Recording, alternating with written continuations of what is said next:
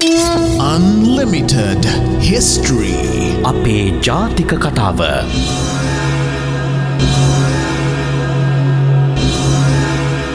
Ivan සුබ සන්ධ්‍යාවක් අපිට සුපුරුදු ලෙසින්ම අදත් අන්ලිමිටඩ් හිස්ටරි වැඩසටහන තුලින් සඳුදා දවසේ හම් වෙන්න යන්නේ මුණ ගැහෙන්න යන්නේ අපේ වැඩසටහන හරහා අපේ රටේ හෙළයන්ගේ අක්මුල් සොයා යාම අපේ ජාතික කතාව රේඩියෝ ටීකාවක් විදිහට ලියමින් ඉන්න මෙහි මොහොතේ ඔබෙන් ලැබෙන ප්‍රතිචාර අපි ඉතාමත් ආශිර්වාදයක් කොට සලකනවා. අපි දන්නවා අපේ තියෙන විවිධ මාර්ග ඔස්සේ තාක්ෂණික මාර්ග ඔස්සේ ඔබ අපට ඔබේ අදහස් සහ ප්‍රශ්න යොමු කරමින් ඉන්නවා.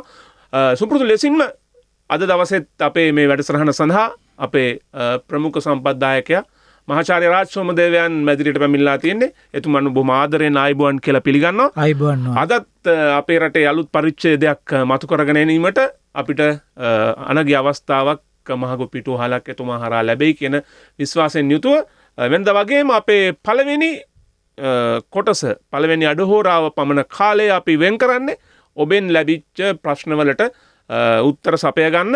ඒ හරහා ඔබට පුළුවන් අපේ ඊට පසු පැයේදී අපේ වැඩසටහනට සම්බන්ධ වෙන්න. ඒකම විශේෂයෙන්ම අපි මතක් කරනවා මේ වැඩසටහන හමාරු වහාම YouTube මාධ්‍යයෙන් උනත් ඔබට මේ වැඩසටහනේ වීඩියෝ පටය නරඹන්න පුළුවන්. හැබැයි මතක තියාගන්න අපේ ප්‍රමුඛ වැඩසටහන රේඩියෝ වැඩසටහන. ඉතින් මේ රේඩියෝ එකට කරන එක තමයි අපි YouTube මාධ්‍යයට වීඩියෝ මාධ්‍යයට දාන්නේ. සමහරලාට මේ මාධ්‍යයේ තියෙන යම් අනුකූලතාවයන් හින්දා ඒ මාධ්‍යයට අනන්‍යතාවයන් හින්දා සමහරලාවට වීඩියෝ මාධ්‍යයේ නරඹන උදවියට සමහර දේවල් හිතෙන්න පුළුවන්. හැබැයි අපි ප්‍රමුඛ අවධානය යොමු කරලා තියෙන්නේ ශ්‍රව්‍ය මාධ්‍ය ඔස්සේ මිලියන ගාණක් වන අපේ ශ්‍රාවකීන්ට ඉලක්ක කරගෙන තමයි අපේ වැඩසටහන කරන්නේ. ඉතින් අපි ඒ දේවල් සියල්ලම මතකයේ තබාගෙන අපේ වැඩසටහන ආරම්භ කරමු. ඔබට මතක් කරනවා 0112535363 අපේ 0112535363 කියන අපේ දුරකථන අංකය ඔස්සේ ඔබට පුළුවන් ප්‍රශ්න යොමු කරන්න. ඒක මේ මොහොතේ පටන් අපේ net fm on air කියන Facebook අඩවියේ බැනරයක් දිස් වෙනවා unlimited history කියලා. ඒ බැනර් එක පල්හැන් ඔබට කමෙන්ට් එකක් විදිහටත් ඔබේ ප්‍රශ්න යොමු කරන්න පුළුවන්. ඒකම අපේ YouTube වැඩසටහනේ YouTube කමෙන්ට් එකක් විදිහටත් ප්‍රශ්න යොමු කරන්න පුළුවන්. ඔය කොයි ආකාරයෙන් යොමු කළත් අපි ඒ ප්‍රශ්න සාවධානව බේරගෙන ඔබට වඩා සාධාරණව උත්තර දෙන්නයි අපි උත්සාහ කරන්නේ. අපි පළවෙනි ප්‍රශ්නය මේ ඔෂද කියලා කුඩා දරුවෙක් මේ යොමු කරනවා දුරකථනයෙන් ප්‍රශ්නයක්. ඇත්තටම ප්‍රශ්න කීපයක් ඒ පුතා අහනවා. අපි ඒ දරුවට කන් දීලා මේකෙන්ම පේනවා මේ පුංචි දරුවන්ගේ ඉඳන් ආචාර්ය මහාචාර්යවරුන් පවා අපි වෙත ප්‍රශ්න යොමු කරමින් ඉන්නවා. අපි මේ ප්‍රශ්නේ අහලා මේ ඊළඟට අනිත් ප්‍රශ්න වලට එමු. මම ඔසුන්ද විශ්වවිද්‍යාලයේ මාතරගේ රේයන්ගොඩ ශාන්ත මරියා මහා විද්‍යාලයේ මගේ පාසල.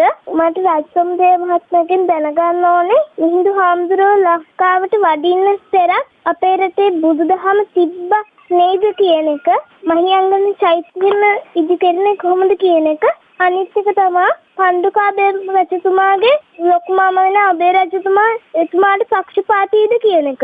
එතන එක ප්‍රශ්නයක් නෙමෙයි සර්, දරුවා ප්‍රශ්න කිහිපයක් මට මතකයි සර් ඉඳන් කිව්වා මේ පුංචි දරුවන් පවා සර්ගේ ඊමේල් ලිපිනේට මේ ප්‍රශ්න එවනවා කියලා. ඔව් මට ඊමේල් ලිපිනේට සාමාන්‍යයෙන් මට සතියකට ඒ වගේ කුඩා දරුවෝ පාසල් යන දරුවෝ විද්‍යුත් තැපෑලෙන් පණිවිඩ 4-5ක් එවනවා. ඉතින් මම හුඟක් වෙලාවට විශේෂයෙන්ම පාසල් දරුවෝ අහන ප්‍රශ්න වලට මම ප්‍රමුඛතාවක් දෙනවා උත්තර දෙන්න. දැන් මේ වෙලාවේ මේ දරුවා අහපු ප්‍රශ්නේ ඒක කුඩා දරුවෙක් ඇහුවට ඒ ප්‍රශ්නේ බොහොම ලොකු ප්‍රශ්නයක් එයා ඇහුවේ. ඒ දරුවා ඇහුවේ මිහිඳු මහරහතන් වහන්සේ වැඩම කරන්න කලින් මෙරටේ බුදුදහම පැවතියාද කියන කාරණේ සහ මයංගනේ තියෙන ස්තූපය සම්බන්ධයෙන් ප්‍රශ්නේ. ඒකම සර් මේ මයංගන ස්තූපය පිළිබඳව තව ප්‍රශ්නයක් අපිට දිලීප ජයමාන්න කියලා කෙනෙකුත් මේ සර් දෙන්න යන උත්තරයට මේකත් ඈඳ ගන්න පුළුවන්. මේ එකපාරම මයංගන නගරය අනුරාධපුර නගරයට වඩා පැරණි නගරයක් බව ව්‍යවහාරයේ පවතින සමහර කරුණු වලින් සඳහන් වෙනවා කියලා ඕකටම සමගාමී ප්‍රශ්නයක් කියලා හිතනවා. සමගාමී ප්‍රශ්නයක්. ඉතින් ඇත්තෙම මේ අපේ සමාජයේ මයංගනය ගැන යම්කිසි මතයක් විශ්වාසයක් තිබෙනවා. සාහිත්‍යමය මූලාශ්‍රවල ඉදිරිපත් වෙන කරුණු වලට වඩා වෙනස් ආකාරයේ. ඉතින් අපි ඉස්සෙල්ලම අර දරුවා අහපු ප්‍රශ්නෙට අපි උත්තරේ දෙන්න මහන්සි ගමු, උත්සාහ ගනිමු. ඇත්තෙන්ම ඒ දරුවා මං හිතනවා මේ වෙලාවේ අහගෙන ඉන්නවා ඇති මේ වැඩසටහන. මේ ඇත්තෙන්ම ඍජුවම කියන්න තියෙන්නේ අපි වැඩසටහන් කීපයකමෙදම සඳහන් කළා මිහිඳු මහරහතන් වහන්සේ මෙරටට වැඩම කරන විට ඒ කාලය වන විට අපේ රටේ හිටපු ජනකොට ඇතැම් ජනකොටස් අතර අපේ බුදුරජාණන් වහන්සේගේ දර්ශනය දහම පිළිබඳ වැටහීමක් තිබිච්ච බව පැහැදිලි කිරීමට අපට සාක්ෂි ඉදිරිපත් කරන්න පුළුවන්කමක් තියෙනවායි කියලා. එතකොට මම ගිය වැඩසටහනේදීත් කිව්වා මම සඳහන් කළා අපේ රටේ කඳුකර ප්‍රදේශවල මේ බුදුරජාණන් වහන්සේගේ ජීවමාන කාලයේම බුදුදහම අනුගමනය කළ කණ්ඩායම් සහ භික්ෂූන් වහන්සේලා වැඩ වාසය කරපුවෝ පෙන්වන්න ප්‍රමාණවත් සාක්ෂි තියෙනවායි කියලා. එතකොට මේක බොහොම පැහැදිලිව වටහා ගන්න ඕන. මේ බුදුදහම පිළිබඳ අදහස් බුදුරජාණන් වහන්සේගේ ධර්මාන සමයේම එහෙම නැත්නම් මිහිඳු මහරහතන් වහන්සේ වැඩම කරන්න පෙර යුගයේ මේ රටේ පවතින හේතුව තමයි මම නොඑක් වර සඳහන් කළ ආකාරයට මිහිඳු මහරහතන් වහන්සේ මෙරටට වැඩම කිරීමට පෙර ඉන්දිය සාගරයේ වෙළඳ කටයුතු දියුණු වෙලා තිබුණා. මේ වෙළඳ කටයුතු වලට සහභාගී වෙච්ච ශ්‍රී ලාංකිකයෝ තමයි මේ ඉන්දියාවේ ගුජරාට් වල තිබුණා බ්‍රෝච් කියලා හඳුන්වන පැරණි වරාය. ඒක අන්තර්ජාතික වරායක්. මේ වගේ වරායල් වලට යාත්‍රා කරාට පස්සේ ඒගොල්ලෝ උදේ ගිහලා හවස ආවේ නැහැ. සමහරට මාස ගණන් සති ගණන් ඒවයි නතර වෙලා හිටියා. මොකද හුලං මගින් යාත්‍රා කරපු නිසා ඒ සුලං ක්‍රියාත්මක වනතුරු ඉන්න ඕනේ නැවත එන්න. ඉතින් මේ වගේ ඒ නැවතිලා ඉන්න කාලවල වල ඒ රටේ සමාජයේ තිබිච්ච නොයෙකුත් විශ්වාස අදහස් උදහස් ඒ අය දැනගෙන ඒ අය ඒවා මේ රටට අරගෙන එන්න අවකාශය තියෙනවා. එහෙම තමයි උනේ. එතන මම කිව්වා බුදුදහම පමණක් නෙමෙයි ජෛන දහමත් පිළිබඳ අදහස් සහ අපි නොදන්නා වෙනත් අදහසුත් ඒ කාලේ තිබුණා. අපි දන්නවා මේ බෞද්ධ සාහිත්‍යයේ සඳහන් වෙනවා මේ මිත්‍යා දෘෂ්ටීන් විශාල ප්‍රමාණයක් ඉන්දියාවේ තිබුණායි කියලා අපේ මේ බෞද්ධ ග්‍රන්ථවල සඳහන් කරනවා. ඉතින් මේ අපි දන්නවා ආජීවකයෝ පරිබ්‍රාජකයෝ අපි පාසලේ ඉගෙනගෙන තියෙනවා ෂට් ශාස්ත්‍රූරු කියලා හඳුන්වන නිගණ්ඨනාත පුත්ත මක්කලි ගෝසාලාදී වශයෙන් ඒ ශාස්ත්‍රූරු මේවා ඔක්කොම ඉන්දියානු සමාජයේ තිබිච්ච අදහස්. ඉතින් මේ අදහස් ලංකාවට ආපු බව අපේ මහවංශයනොත් පිළිබිඹු වෙනවා පණ්ඩුකාභය විස්තරයේදී. ඒ වගේම බුදුදහමත් ඒ සමග ලංකාවට පැමිණෙන්න ඕන තරම් ඉඩකඩ තියෙනවා. එහෙම පැමිණිච්ච බවට අපට සාක්ෂි තියෙනවා. ඒකෙන් අදහස් කරන්නේ මුළු ලාංකික සමාජයේම මිහිඳු මහරහතන් වහන්සේ වැඩම කරන්නට පෙර බෞද්ධාගමිකව පැවතුණයි කියන එක නෙමෙයි. කුඩා කුඩා කණ්ඩායම් විවිධ අදහස් ධර්මෙන් හිටියා. ඒ කණ්ඩායම් අතර මේ බුදුදහම තේරවාදී දර්ශනය පිළිබඳවත් වැටහීමක් තියෙන ඒක අනුගමනය කරපු ඒ දර්ශනයේ තියෙන වත් පිළිවෙත් පිරිසක් මේ රටේ හිටියා. ඉතින් එහෙමනම් මිහිඳු මහරහතන් වහන්සේ මේ රටට වැඩම කරන සමය වන විට ලංකාවේ පිරිසිදු තේරවාදී බුදුදහම පිළිබඳව දර්ශනය දැන කියාගත්ත සහ එය අනුගමනය කර පිරිසක් හිටි බවට අපට සාක්ෂි තියෙනවා. මම හිතනවා එතකොට මේ ප්‍රශ්නෙට පිළිතුරක් ලැබෙන්න ඇති කියලා. දෙවෙනි ප්‍රශ්නේ තමයි මේ මයංගන ස්තූපය පිළිබඳව. මයංගන ස්තූපය පුරාවිද්‍යාත්මකව පරීක්ෂා කරලා තියෙනවා. එතකොට ඒ පරීක්ෂා කිරීම අනුව නම් මයංගන ධාතු ගර්භයේ තිබෙන චිත්‍ර, ඒ ඇඳලා තියෙන චිත්‍ර අනුව ඒක 7 වෙනි 8 වෙනි සතවර්ෂවලට තමයි කාල නිර්ණය කරන්න පුළුවන් වෙන්නේ. ඒ කියන්නේ දැනට ඉතුරු වෙලා තිබෙ, ඒ කියන්නේ දැන් තහවුරු කරන්න කලින් ඉතුරු වෙලා තිබිච්ච නටබුන් වූ ස්තූපය කාල නිර්ණය කරලා තියෙන්නේ ඒ කාලෙට, කියන්නේ ක්‍රිස්තු වර්ෂයෙන් 700ට පමණ. ඒ කියන්නේ මීට අවුරුදු 1300කට විතර ඈත කාලෙනේ. එතකොට නමුත් මයංගන ස්තූපය සම්බන්ධයෙන් වංශ කතාවල සඳහන් වෙන්නේ බුදුරජාණන් වහන්සේ පළමු වර මෙරටට වැඩම කරපු කාලෙත් එක්ක. ඒ කියන්නේ උන්වහන්සේගේ ජීවමාන සමයේදී. ඇත්ත වශයෙන්ම මේ දීපවංශය මේ පිළිබඳව විස්තරයක් ඉදිරිපත් කරලා තියෙනවා. දීපවංශයේ තිබෙනවා සුභාංගනා තූපේ කියලා වචනයක්. මේ බුදුරජාණන් වහන්සේ මයංගනයට වැඩම කරන වෙලාවේ මේ කඳුවල හිටපු යක්ෂ ගෝත්‍රිකයෝ යක්ෂ සමා ගෝත්‍රිකයෝ නෙමෙයි යක්ෂ කියන ඒ පිරිස ඒ යක්ෂ පිරිසගේ මහා සමාගමක් තිබුණයි කියලා මයංගනේ උද්‍යානයක ඒ උද්‍යානයේ තමයි පිහිටා තිබුණේ කියලා සුභංගනා තූප කියන එක. එතකොට ඒ කියන්නේ අපේ වංශ කතාවම සඳහන් කරනවා බුදුරජාණන් වහන්සේ පළමු වරට මෙරටට වැඩම කරන අවස්ථාවේදීත් මයංගනේ ස්තූපයක් තිබිච්ච බව. ඉතින් මේක පරීක්ෂා කරන්න උවමනා දෙයක්. අපිට දැනට තියෙන්නේ මේ සාහිත්‍යමය විමර්ශනය පමණයි. ඒකම අපට මේ පළාත්වල ජනත් ප්‍රවාද ජනමතකයේ තියෙනවා. ඒ දෙක විතරයි තියෙන්නේ. ඉතින් අපි මේක ඊට වැඩිය විද්‍යාත්මක ක්‍රමයකට මේක පරීක්ෂා කරලා බලලා කාල නිර්ණය කරලා හොයාගන්න ඕන මේක කොයි කාලෙටද පැරණි කියන එක. නමුත් අපිට දැනට පේනවා මයංගනය අපේ පුරාණතම කාලේ අපේ සුදේශික ජනතාව තමන්ගේ මධ්‍යස්ථානයක් හැටියට පාවිච්චි කරපු තැනක් හැටියට. දැන් ඔබ දන්නවා මයංගන විහාරයේ තිබෙනවා සමන් දෙවියන්ගේ දේවාලයක්. බොහෝ වෙලාවට ලංකාවේ පන්සල්වල සාපේක්ෂව කිව්වොත් සමන් දෙවියන් වෙනුවෙන් වෙන් වෙච්ච දේවාල සාපේක්ෂව අඩුයි.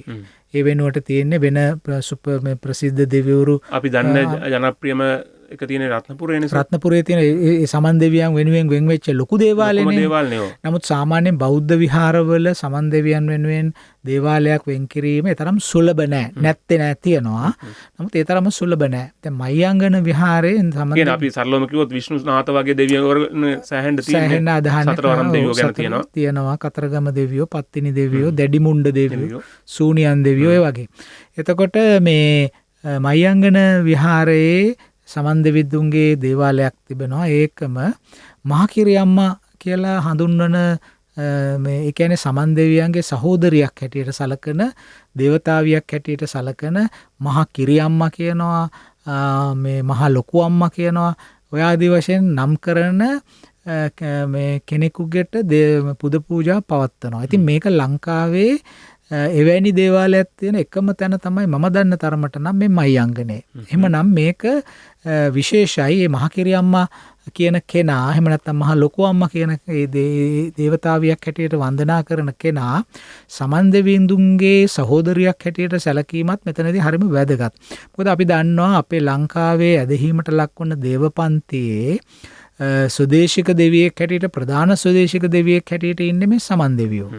ඊට අමතරව මංගර දෙවියෝ ඒ වගේ ප්‍රාදේශික දෙවිවරු ඉන්නවා. දැන් මංගර දෙවියෝ හරකුන්ට අධිපති දෙවියෙක් හැටියට සලකන්නේ යා සුදේශික දෙවිවරු. තව බණ්ඩාර දෙවියෝ කියලාත් ඉන්නවනේ. මහා විශාල ප්‍රමාණයක් බණ්ඩාර දෙවිවරු ඉන්නවා. බණ්ඩාර දෙවිවරු ඉන්නවා. විශාල ප්‍රමාණයක් ප්‍රාදේශික දෙවිවරු ඉන්නවා. වැවෙන් වැවට වගේ ඉන්නවා. වැවෙන් වැවට වගේ ඉන්නවා. එතකොට නමුත් මේ සමන් දෙවියෝ එහෙම නෙමෙයි. සමන් දෙවියෝ ප්‍රධාන දේව මණ්ඩලයට අයිති ප්‍රධාන දෙවියෙක් හැටියට සලකනවා. ඉතින් සුමන සමන් දෙවියන් පිළිබඳව ලොකු ශාස්ත්‍රීය පර්යේෂණයක් කළා මහාචාර්ය සෙන්රත් පරණවිතාන. එතුමා ඊටම විශිෂ්ට කෘතියක් ප්‍රකාශයට පත් කරා The God of Adam Speak කියන ඒ කෘතිය. මේ කෘතියේ එතුමා දීර්ඝ වශයෙන් සාකච්ඡා කරලා තියෙනවා මේ සුමන සමන් කියන දෙවියෝ කවුද කියන එක. අපි මම කල්පනා කරනවා නුවන් අපි ඒක වෙනමම වැඩසටහනක කතා කළ යුතු දෙයක්. එතකොට කොහොමද අපි මේ වෙලාවේ කියන්න තියෙන්නේ මේ සුමන සමන් දෙවියෝ මයංගනය මේවා ඔක්කොම ශ්‍රීපාදයේ මේවා ඔක්කොම එකට සම්බන්ධ වෙලා තියෙනවා. මේ අපේ ජන ප්‍රවාදෙත් තියෙනවා. අපේ සාහිත්‍ය විමර්ශනවලත් අපිට යම් යම් තැන්වල මේ කරුණු හොයාගන්න පුළුවන්කම තියෙනවා. ඒ නිසා මේ දරුවා අහපු ප්‍රශ්නෙට දෙන්න තියෙන පුළුවන් උත්තරේ තමයි මේ දරුවා අහගෙන ඉන්නවා නම් මයංගන ස්තූපය පුරාවිද්‍යාත්මකව පරීක්ෂා කරාම ඒ ස්තූපයේ ධාතු ගර්භයේ ඇඳලා තිබිච්ච චිත්‍ර සොයා ගන්න පුළුවන් වුණා.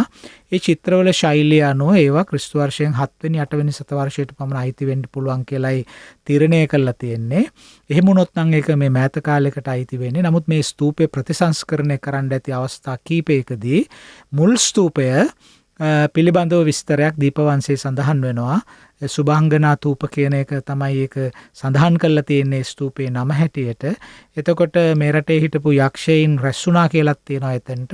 බුදුරජාන් වහන්සේගේ පළවෙනි ගමනේදීත් ඒ ස්තූපේ තිබුණයි කියලා කියනවා. ඉතින් එහෙමනම් ඒක පැරණි ස්තූපයක් එතන තියෙන්න ඇති. පහු කාලේ ඒවා ප්‍රතිසංස්කරණ වලට ලක් වෙච්ච නිසා අපිට පුරාවිද්‍යාත්මකව ඒක පැරණි සාක්ෂි සොයාගන්න අපහසු වෙන්න ඇත්තේ. මොකද යමක් ප්‍රතිසංස්කරණය කරාම ඒක නවතාවයකටපත් වෙනවා. ඒ නිසා ඒක අමාරු සොයාගන්න. ඉතින් කොහොම වෙතත් මයංගනේ අපි තවදුරටත් සොයා බැලිය යුතු පරීක්ෂණ කළ යුතු තැනක්. දැන් බලන්න අපි අර මයංගනං නාගදීපං කියන ගාථාව ගත්තොත් එහෙම මයංගනය ගාවට කියවෙන්නේ නාගදීපේනේ. එතකොට නාගදීපේ කියලා අපි කියන්නේ අද අපි නාගදීපේ වන්දනාව යනවානේ. ඒ කියන්නේ අපි යාපනයේ අර්ධද්වීපයට ගිහිල්ලා බෝට්ටුවකිනුත් ගිහිල්ලා යන්න ඕන නාගදීපෙට. ඇත්තෙන්ම මයංගනේට යාබදව තියෙනවා නාගදීපේ කියලා තැනක්, පන්සලක්. ඒ පන්සල අදත් හඳුන්වන්නේ නාගදීප විහාරය කියලා. ඉතින් එතන ඊටාම පැරණි නෂ්ටාවශේෂ තියෙනවා. ඉතින් මෙතන කවුරුත් ක්‍රමවත්ව පරීක්ෂා කරලා නැහැ. මේ අනුපිළිවෙල ගත්තොත් මේ ගාථාවේ තියෙන මයංගනං නාගදීපං කල්යාණං පදලාංචනං. ඒතර මේ කල්යාණ කියලා කියන්නේ මෙතන මේ කැලණිය නෙමෙයිම. මේ කල්යාණ කියන්නේ කාලායන කන්නිකා කියලා අපි සඳහන් කරපු තැන ඒක තියෙන්නේ රුහුණේ. පුරාණ කාලේ කල්යාණ හරි දුක හිතන කතාවක් කිව්වේ. මේ ඇයි මම කැලණියනේ. කැලණිය නිසා කමන්නේ කැලණියත් පරණ ජනාවාසයක්. නමුත් මම හිතන්නේ මේ ගාථාවේ තියෙන මේ ඓතිහාසික භූගෝලය බැලුවොත් එහෙම මයංගනය ගැන කතා කරනවා, ඊළඟට නාගදීපේ, ඊළඟට කල්යාණිය. ඔය කල්යාණී කියන්නේ කාලායන කන්නිකා කියලා කියන්නේ කුඹුක්කන් ඔය පැත්තේ දැන් තියෙන මේ ප්‍රදේශය තමයි ඉස්සර ඇඳුනේ ඔය මාලිගාවිල බෝධිසත්ව රූපේ එහෙම තියෙන මේ සර් දැන් මේ පුරාවිද්‍යාත්මක සාක්ෂි ඇතුවනේ ඔය කතන්දරේ කියන්නේ. පැහැදිලිවම. නැත්තම් දැන් හෙට උදේ වෙනකොට මේ බුදුහාමුදුරු කැලණියට වැඩිය නැහැ කියලා රාජසෝමදේව මහාචාර්යතුමා කිව්වා කියලා තමයි යන්නේ. මේ ඒකට කිසිම සම්බන්ධතාවක් මේකේ නැහැ. බුදුරජාණන් වහන්සේ කැලණියට වැඩම කරපු එක ඒක ඓතිහාසිකව වාර්තා වෙලා තියෙන දෙයක් නේ. ඒක ගැන නෙමෙයි අපි මේ කියන්නේ අර ගාථාවේ තියෙන කාරණේ. ගාථාවේ තියෙන කාරණේ ගැන අපි මේ කතා කරන්නේ. අනික දැන් ඔය කාලායන කන්නිකාව කියන එක පේනවා අපිට සහස්‍රවත් උපකරණය ගත්තාම පාලි රසවාහිනිය ගත්තාම විහාර මහදේවී කාලායන කන්නිකාවේ හිටියයි කියලානේ කියන්නේ. මොකද ඒකෙත් කියනවා කාවන්තිස්ස රජතුමායි විහාර මහදේවී වැලිකෙලියේ පැටන් මිත්‍ර ධර්මයෙන් හිටියයි කියලා. කියන්නේ කුඩා කාලේ ඉඳලා ඒගොල්ලෝ දන්න කෙනා. එතකොට කල්යාණියේ විහාර මහදේවියයි කාකවන්න තිස්සයිනි විවාහ වෙන්නේ. එතකොට මේකෙන් පේනවා මේ විහාර මහදේවිය කාලායන කන්නිකාවේ සිටපු කෙනෙක්. මේක මං කියන එකක් නෙමෙයි. මේක රසවාහිනිය හා සස්වත් උපකරණ ආදී පැරණි පොත්පත්වල සඳහන් වෙලා තියෙන දෙයක්. එතකොට මට පේනවා දැන් අපි සිතියමක ලකුණු කරොත් එහෙම මේ යෝජනා වෙන්න පුළුවන් දෙයක්. මේව පරීක්ෂා කරන්න ඕන දේවල් හැටියට බලන්න ඕන. සමහර විට පසු කාලයක මේවා වෙන විදිහට අර්ථ නිරූපණය වුණා වෙන්නත් පුළුවන්. ඉතින් කොහොම හරි මයංගනේ නාගදීප විහාරය කියලා හඳුන්වන පරිණි විහාරයක් තියෙනවා. ඉතින් ඒක පරීක්ෂා කරලා ඒක කාල නිර්ණය කරලා බලන්න ඕන කොයිතරම් පැරණි කාලයකට අයිති වෙන එකක්ද. එතකොට මයංගනයයි නාගදීපයයි කියලා එක ළඟ සඳහන් කරන්නේ මේ නාගදීප විහාරයේද. එතකොට ඔය ඒ ගාථාවේ තියෙන මුල් ස්ථාන ඔක්කොම රුහුණේ තිබුණේ. හරි මයංගනං නාගදීපං කල්යාණං පදලාංජන. පදලාංජන කියන්නේ ශ්‍රීපාදේනේ. ඒතර ශ්‍රීපාදයට කිව්වේ රෝහණ පර්වතය කියලා. ඒක රුහුණට අයිති එකක්. පුරාණ සාහිත්‍ය විමර්ශනවල ශ්‍රීපාදයේ හඳුන්වා දීපෙල් තියෙන වචන දෙකක් තියෙනවා. එකක් ලංකා පර්වතය. අනිත් එක තමයි රෝහණ පර්වතය. මේ රෝහණ පර්වතය ගැන කෙනෙක් රෝහණේ තිබෙච්ච නිසා. හරිද? එතකොට කල්යාණම් පදලාංජනං දිවාගූහං දීගවාපි. දීගවාපි කියන්නේ අම්පාර. ඒකත් රෝහණේනේ පුරාණ රෝහණේ. හරි. සර් දැන් මේ පැහැදිලි කිරීමේ අනතුරුව මේ පුරාණ රෝහණය පිළිබඳවත් අපිට චුට්ටක් කියලා දෙන්නකො සර්. පුළුවන්. රෝහණය ගැන හුඟක් තියෙනවා. රෝහණය ගැන ඉතාම සංකීර්ණයි. රෝහණය ගැන කතා කරන එක රෝහණේ අවස්ථා කීපයකදී නෑ අඩුම ගානේ 4 මායිම හරි මාක් කරලා දෙන්නකො. පුළුවන්. අපිට පුළුවන් රෝහණේ කොහෙද කියලා කතා. ඉතින් මම හිතනවා අර දරුවා අහපු ප්‍රශ්නෙට දැන් උත්තරේ ප්‍රාමාණිකව ලැබෙන්න ඇති කියලා. ඒ දරුවත් එක්ක වැඩිහිටියෝ මේ වැඩසටහනට සවන් දෙනවා නම් ඒ මම කියපු කාරණේ තවදුරටත් ඒ කුඩා පුතාට හොඳින් පැහැදිලි කරලා දෙන්න කියලා. ඕසඳට ඒක පැහැදිලි කරලා දෙන්නේ කියලා එයාගේ වැඩිහිටියන්ගෙන් මම මේ වෙලාවේ ඉල්ලා හිටිනවා. හරි. සර් මෙහෙමම අපිට මේ රුහුණේ මායිම් ගල් ටික චුට්ටක් තියමුකෝ. ඔව්. එතකොට ඔය දැන් මම රුහුණ කියන නිතරම කිව්වහම මුල්ම අවස්ථාවේ රුහුණ කියලා හැඳින්වෙන්නේ වලවේ ගඟයි කුඹුක්කන් ඔයයි අතර තියෙන ප්‍රදේශය. වලවේගඟයි කුඹුක්කං ඔයයි. ඊට පස්සේ ඒක වලවේගගෙන් අපි මේ පැත්තේ ඉඳන් සිටියම බැලුවොත් එහෙම වම් පැත්තේ අම්බලන්තොට ඉඳලා තිස්ස මහාරාම පැත්තට ගිහිල්ලා කුඹුක්කං ඔය මොනරාගලට නැගෙනහිර පැත්තෙන් නැගෙනහිර පැත්තට යනකම් ඒ පැත්ත තමයි රුහුණ කියලා ඇඳින්නේ. ඔව් අපේ මේ YouTube වීඩියෝ වැඩසටහනේ අපි මේ මැප් එක පෙන්වන්න පුළුවන්. ඊට පස්සේ මේක හැඩඔය පැත්තට ගියා. ඒ කියන්නේ ලාහුගල හැඩඔය. ඔහොම ගිහිල්ලා අවසානයේදී රුහුණේ සීමාව නැගෙනහිර සීමාව මහවැලි ගඟ දක්වාම පළල් වුණා. මහවැලි ගඟ ගිහිල්ලා වැටෙනවානේ මූදට තිරුණාම ඒ දක්වාම රුහුණ ප්‍රචාරය වුණා. ඊට පස්සේ තමයි ඔය සේරුවිල ඔය සෝමාවති ඔය ඔක්කොම ඒ ඇතුළට එන්නේ. ඒ ඇතුළට එනවානේ. ඊට පස්සේ මේකේ උතුරු සීමාව වුණේ මලේ රට. මලේ රටේ බොඩ. ඒ කියන්නේ කඳුකරයේ සීමාව. මධ්‍ය කඳුකරයේ මධ්‍ය කඳුකරේ සීමාව කොතනට ආවද? ඒ කියන්නේ ශ්‍රීපාද ස්ථානයත් මොකද 9 වෙනි සතවර්ෂය වෙනකොට අපේ ශිලාලේඛනවල සඳහන් වෙන්නේ රුහුණ කියලා විතරක් නෙමෙයි. සම්පූර්ණ ඒකකයේ හැඳින්වුවේ රුහුණු දනව් මල මඩුලු කියන වචනයෙන්. රුහුණු දනව්ව රුහුණු ජනපදය සහ මලය මණ්ඩලය. මලය මණ්ඩලය කියන්නේ කඳුකරේ. දැන් අදත් ඔය මධ්‍යම කඳුකරේ නැගෙනහිර බෑවුම දකුණු බෑවුම දිහාට ගියාම මුහුද දක්වා ඒ එක යායට පේනවනේ. එක යායටම පේනවා. ඉතින් ඇත්ත වශයෙන්ම මේ ඊට පස්සේ කාලයක දැන් ඔය පළවෙනි පරාක්‍රම බාහු රජුරුවන්ගේ කාලය වෙනකොට රුහුණේ බටහිර සීමාව තිබුණා බෙන්තර ගඟ දක්වා. ඊට පස්සේ කළු ගඟ දක්වා. එතකොට කාලතිත්තයත් රුහුණට අයිති උනායි කියලා කියනවා. පස්සේ ඒක දේශපාලන හේතු නිසා වෙන්න පුළුවන් කළු ගඟේ සිට බෙන්තර ගඟ දක්වා ඒ සීමාව අඩු වෙනවා පරාක්‍රම බාහු රජුරුවන්ගේ කාලේ වෙනකොට. එතකොට ඒ කියන්නේ ඔය වැලිගම, වාලුකාගාම, එතකොට මාතර, නීලවාලතිත්ත කියලා වරාය තිබුණා. ඔක්කොම ඒ වරාය නගර. ගොඩවාය. හරි ගොඩවාය.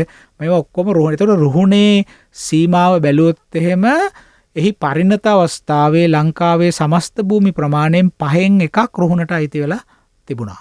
එතකොට ඒ කියන්නේ උතුරෙන් කඳුකරයේ සීමාව, ඊට පස්සේ නැගෙනහිරින් මහවැලි ගඟ, එක් අවස්ථාවක බටහිරින් කළු ගඟ, ඊට පස්සේ බටහිරින් බෙන්තර ගඟ දක්වා අඩු වුණා.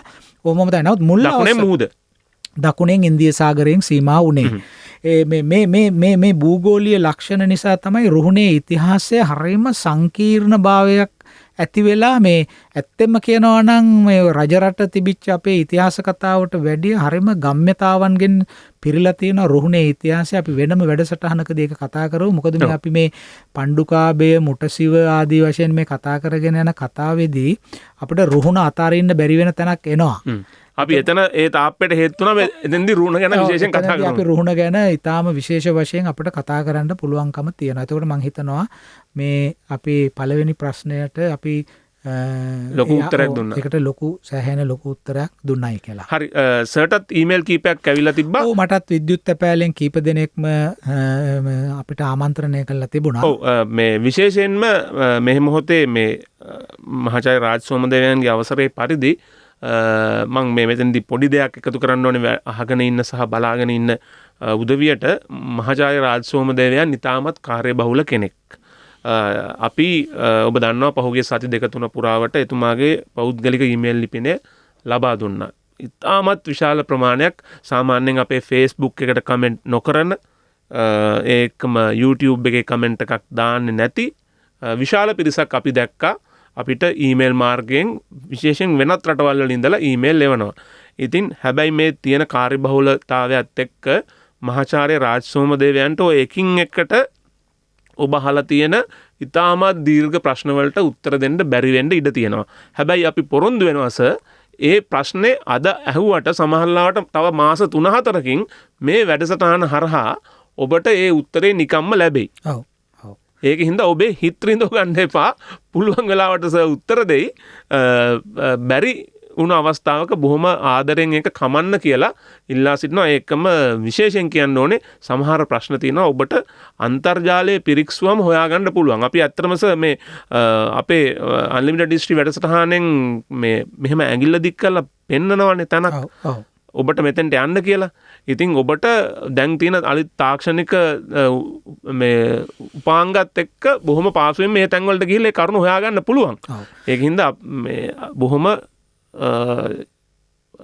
ආදරෙන් මේ දේවල් ඉවසන්න කියලා අපි මතක් කරන්නත් ඕනේ. හරිස අපි ඒ වගේම මේ නුවන් තවත් වැදගත් දෙයක් මට පේනවා. මේ වැඩසටහන මේ අපි කරන නිසා නෙමෙයි මම මේක කියන්නේ. නමුත් අපිට මේක මධ්‍යස්ථව බලනකොට පේනවා රටේ සමාජයේ බොහෝ දෙනා මේ රටේ පමණක් නෙමෙයි විදේශවල ජීවත් වෙන ශ්‍රී ලාංකිකයින් පවා මේ ඉතිහාසය කියන කාරණය සම්බන්ධයෙන් කවදාකවත් ඒ නොවි විරු අන්දමේ උනන්දුවක් ඇති කරගන්නෙමින් ඉන්න බව අපිට පේනවා.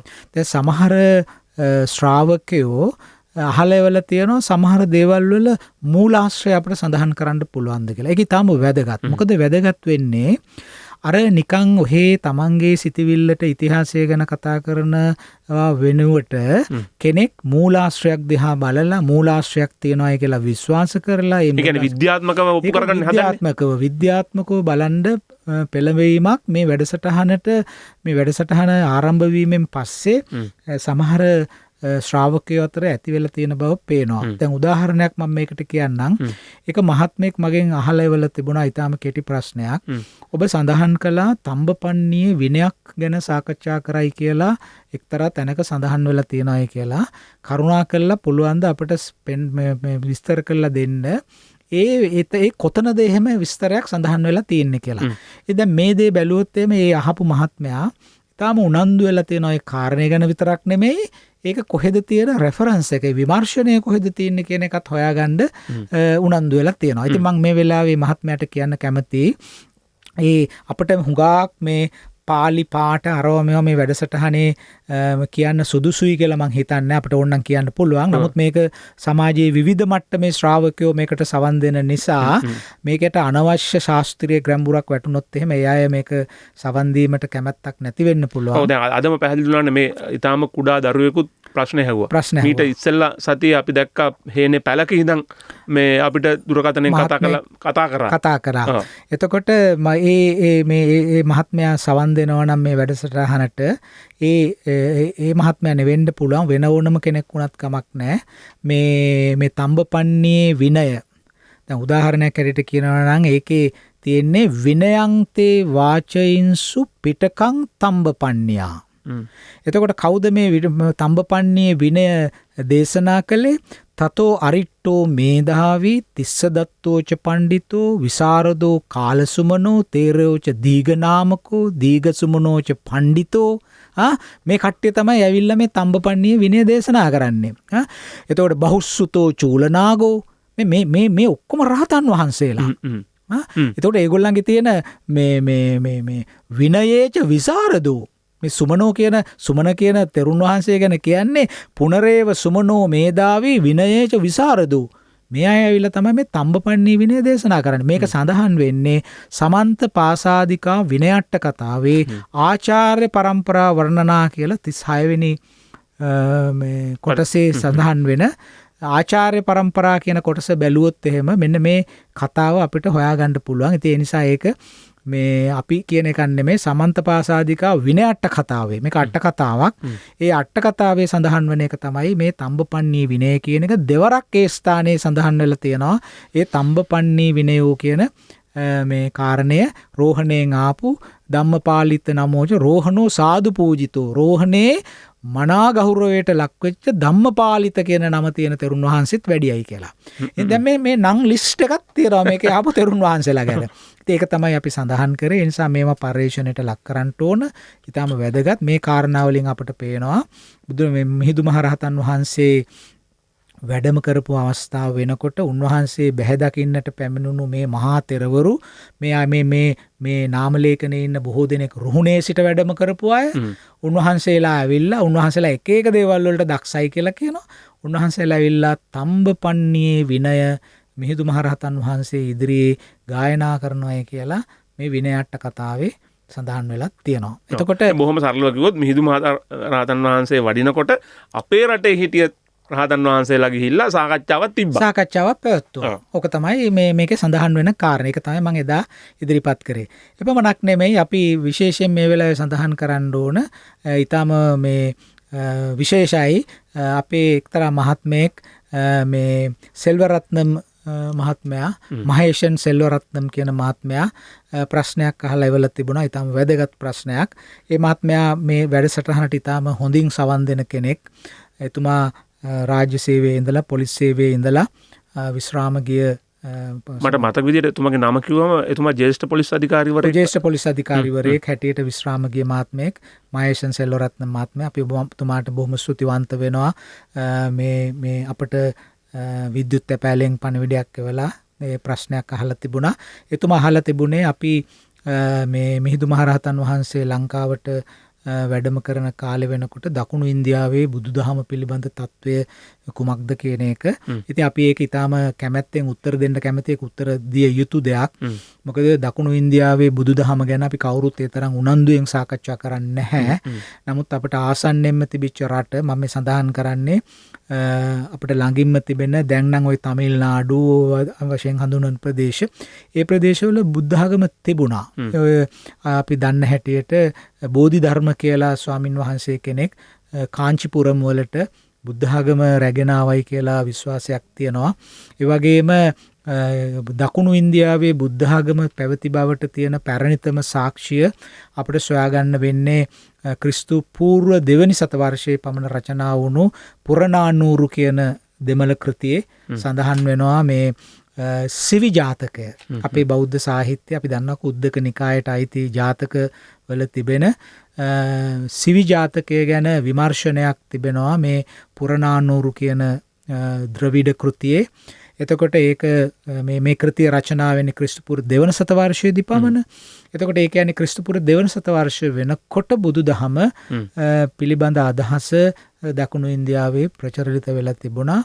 ඒ වගේම දකුණු ඉන්දීය බෞද්ධ ස්වාමින් වහන්සේලා ගැන සඳහන් වෙන තැන් තිබෙනවා. ඉතින් මේ ගැන ලියවෙච්ච පොත්පත් තියෙනවා. මේ විශේෂයෙන්ම මේ දකුණු ඉන්දියාවේ බුදුදහම ගැන මේ විශේෂයෙන්ම සඳහන් කරන්න ඕනේ 1968 අපේ හිස්සැල්ලේ ධම්මරතන හාමුදුරන් වහන්සේ ඊටාම හොඳ ශාස්ත්‍රීය කෘතියක් රචනා කරා බුද්දිසම් ඉන් සවුත් ඉන්දියා කියලා. ඉතින් අපිට පුළුවන් මේ අහන් ඉන්න ශ්‍රාවකයින්ට මේ සමහර විට අපි මේ වැඩසටහනේ කියන කරුණු ප්‍රමාණවත් මදි වෙන්න පුළුවන් මේක ගැන දැනගන්න. කරුණාකරලා හොයාගන්න 968 හිස්සැල්ලේ ධම්මරතන ස්වාමින් වහන්සේ විසින් රචනා කළ බුද්දිසම් ඉන් සවුත් ඉන්දියා දකුණු ඉන්දියාවේ බුදුදහම කියන කෘතිය මට මතක හැටියට පිටු 80ක් 88ක් විතර තියෙන කුඩා මොනෝග්‍රාෆ් එකක්. මේ කෘතිය පරිහරණය කරන්න පුළුවන් නම් මම හිතනවා අපේ මහේෂන් සෙල්වරත්නම් මහත්මයාත් මේ වෙලාවේ මේ වැඩසටහන අහන් ඉන්නවා නම් මේ බලා ගන්න පුළුවන් අපිට මේ බුදුදහම මේ සම්බන්ධයෙන් තියෙන රෙෆරන්සස් මොනවද කියලා දකුණු ඉන්දියාවේ. තාමත් දකුණු ඉන්දියාවේ මේ බෞද්ධයෝ ඉන්නවනේ. අපි දන්න ජනප්‍රියම බෞද්ධයනේ අම්බෙක්කාර්තුමා ඉන්දියාවේ මේ ව්‍යවස්ථාව පිළිබඳව කැටුම්පත් කර විශාරදය. ඔව්. ඉතින් දැන් මෙහෙම දෙයක් තියෙනවා. ඉතින් අර අපිට ඒක නිකන් පුරුදු නෑ වගේ ගතියක් තියෙනවානේ. අපි කිව්වහම දෙමළ රට වුණාම ඒක හින්දු ආගම විතරයි තියෙන්නේ වගේ අදහසක් තියෙනවා. නමුත් ඒක ඉතිහාසයේ විතාම ප්‍රවේශම් සහගතව පරීක්ෂා කරලා බැලුවහම වෙලෙන්දෝ එහෙම ගියා. ඉතින් මනුෂ්‍යත්වය කියන එක හරිම සංකීර්ණයි. ඕන කෙනෙකුට නිදහස් මත දරන්න පුළුවන්. එතකොට මම ඉදිරියේදී සඳහන් කරන්නම් මේ දකුණු ඉන්දියාවට ගිය සිංහලයෙක් ජෛනෙක්. සිංහල ජෛනාගම අදහන කෙනෙක් දකුණු ඉන්දියාවට ගිහිල්ලා ජෛන මුනිවරුන්ට සයනාසනයක් පූජා කිරීම පිළිබඳ බ්‍රාහ්මී ශිලාලේඛනයක සඳහන් වෙනවා. හරි අපිට විරාමයට යන්න වෙනවස ඒකම මේ අපේ පොලිස් අධිකාරී තුමාට වගේම විශේෂයෙන් මේ තවත් අපේ දමළ භාෂාව කතා කරන උදවිය කීප දෙනෙක්ම අපිට මේ ප්‍රචාර දක්වලා තිබ්බා. ඒගොල්ලෝ යම්කිසි ආකාරයේ ශාස්ත්‍රීය මට්ටමක ඉන්න උදවිය මේ පිළිබඳව ප්‍රසාදය දක්වලා සර්ටත් ඊමේල් එවලා තිබ්බා. මේ වෙන රටවල් වල ඉන්න අය පවා මේ විශේෂයෙන් දමිළ දරුවන්ට මේ අපේ රටේ ඉතිහාසය කියා දෙන්න අවස්ථාව උදා කරගන්න කියලා. ඉතින් අපි එහෙම උත්සාහයක් ගන්නවා. ඔබට බොහොම කාරුණික ආරාධනයක් කරනවා. අපි විටින් විට ඉල්ලා සිටියා. දැන් කීප දෙනෙක් මේ කටයුත්තේ නියැලලා ඉන්නවා. අපිට යෝජනාව කරපු මහත්මයාටත් අපි ඉතා ආදරෙන් කියනවා ඔබට පුළුවන් අපේ YouTube වැඩසටහනට ඔබ හොඳට සිංහල භාෂාව දන්න හින්දානේ මේ අපිට ප්‍රශ්න පවා අහලා එවන්නේස. ඉතින් ඔබට හැකියාව තියෙනවා අපේ YouTube වැඩසටහනට අපි ඕපන් කරලා තියෙන සබ්ටයිටල් ලෞක ඉන්න ඕන කෙනෙක්ට යොදන්න පුළුවන් විදිහට දැන්ට ඉංග්‍රීසි භාෂාවෙන් ඒ වැඩේ කෙරීගෙන යනවා. අපි බොහොම ආදරෙන් අපේ දමිළ ආසන්නන්ගෙන් ඉල්ලා සිටිනවා අපි මේ කතා කරන දේ දමලට දෙමළ භාෂාවට පරිවර්තනය කරලා අපේ YouTube වැඩසටහනට එකතු කරන්න කියලා. Unlimited History. අපේ ජාතික කතාව.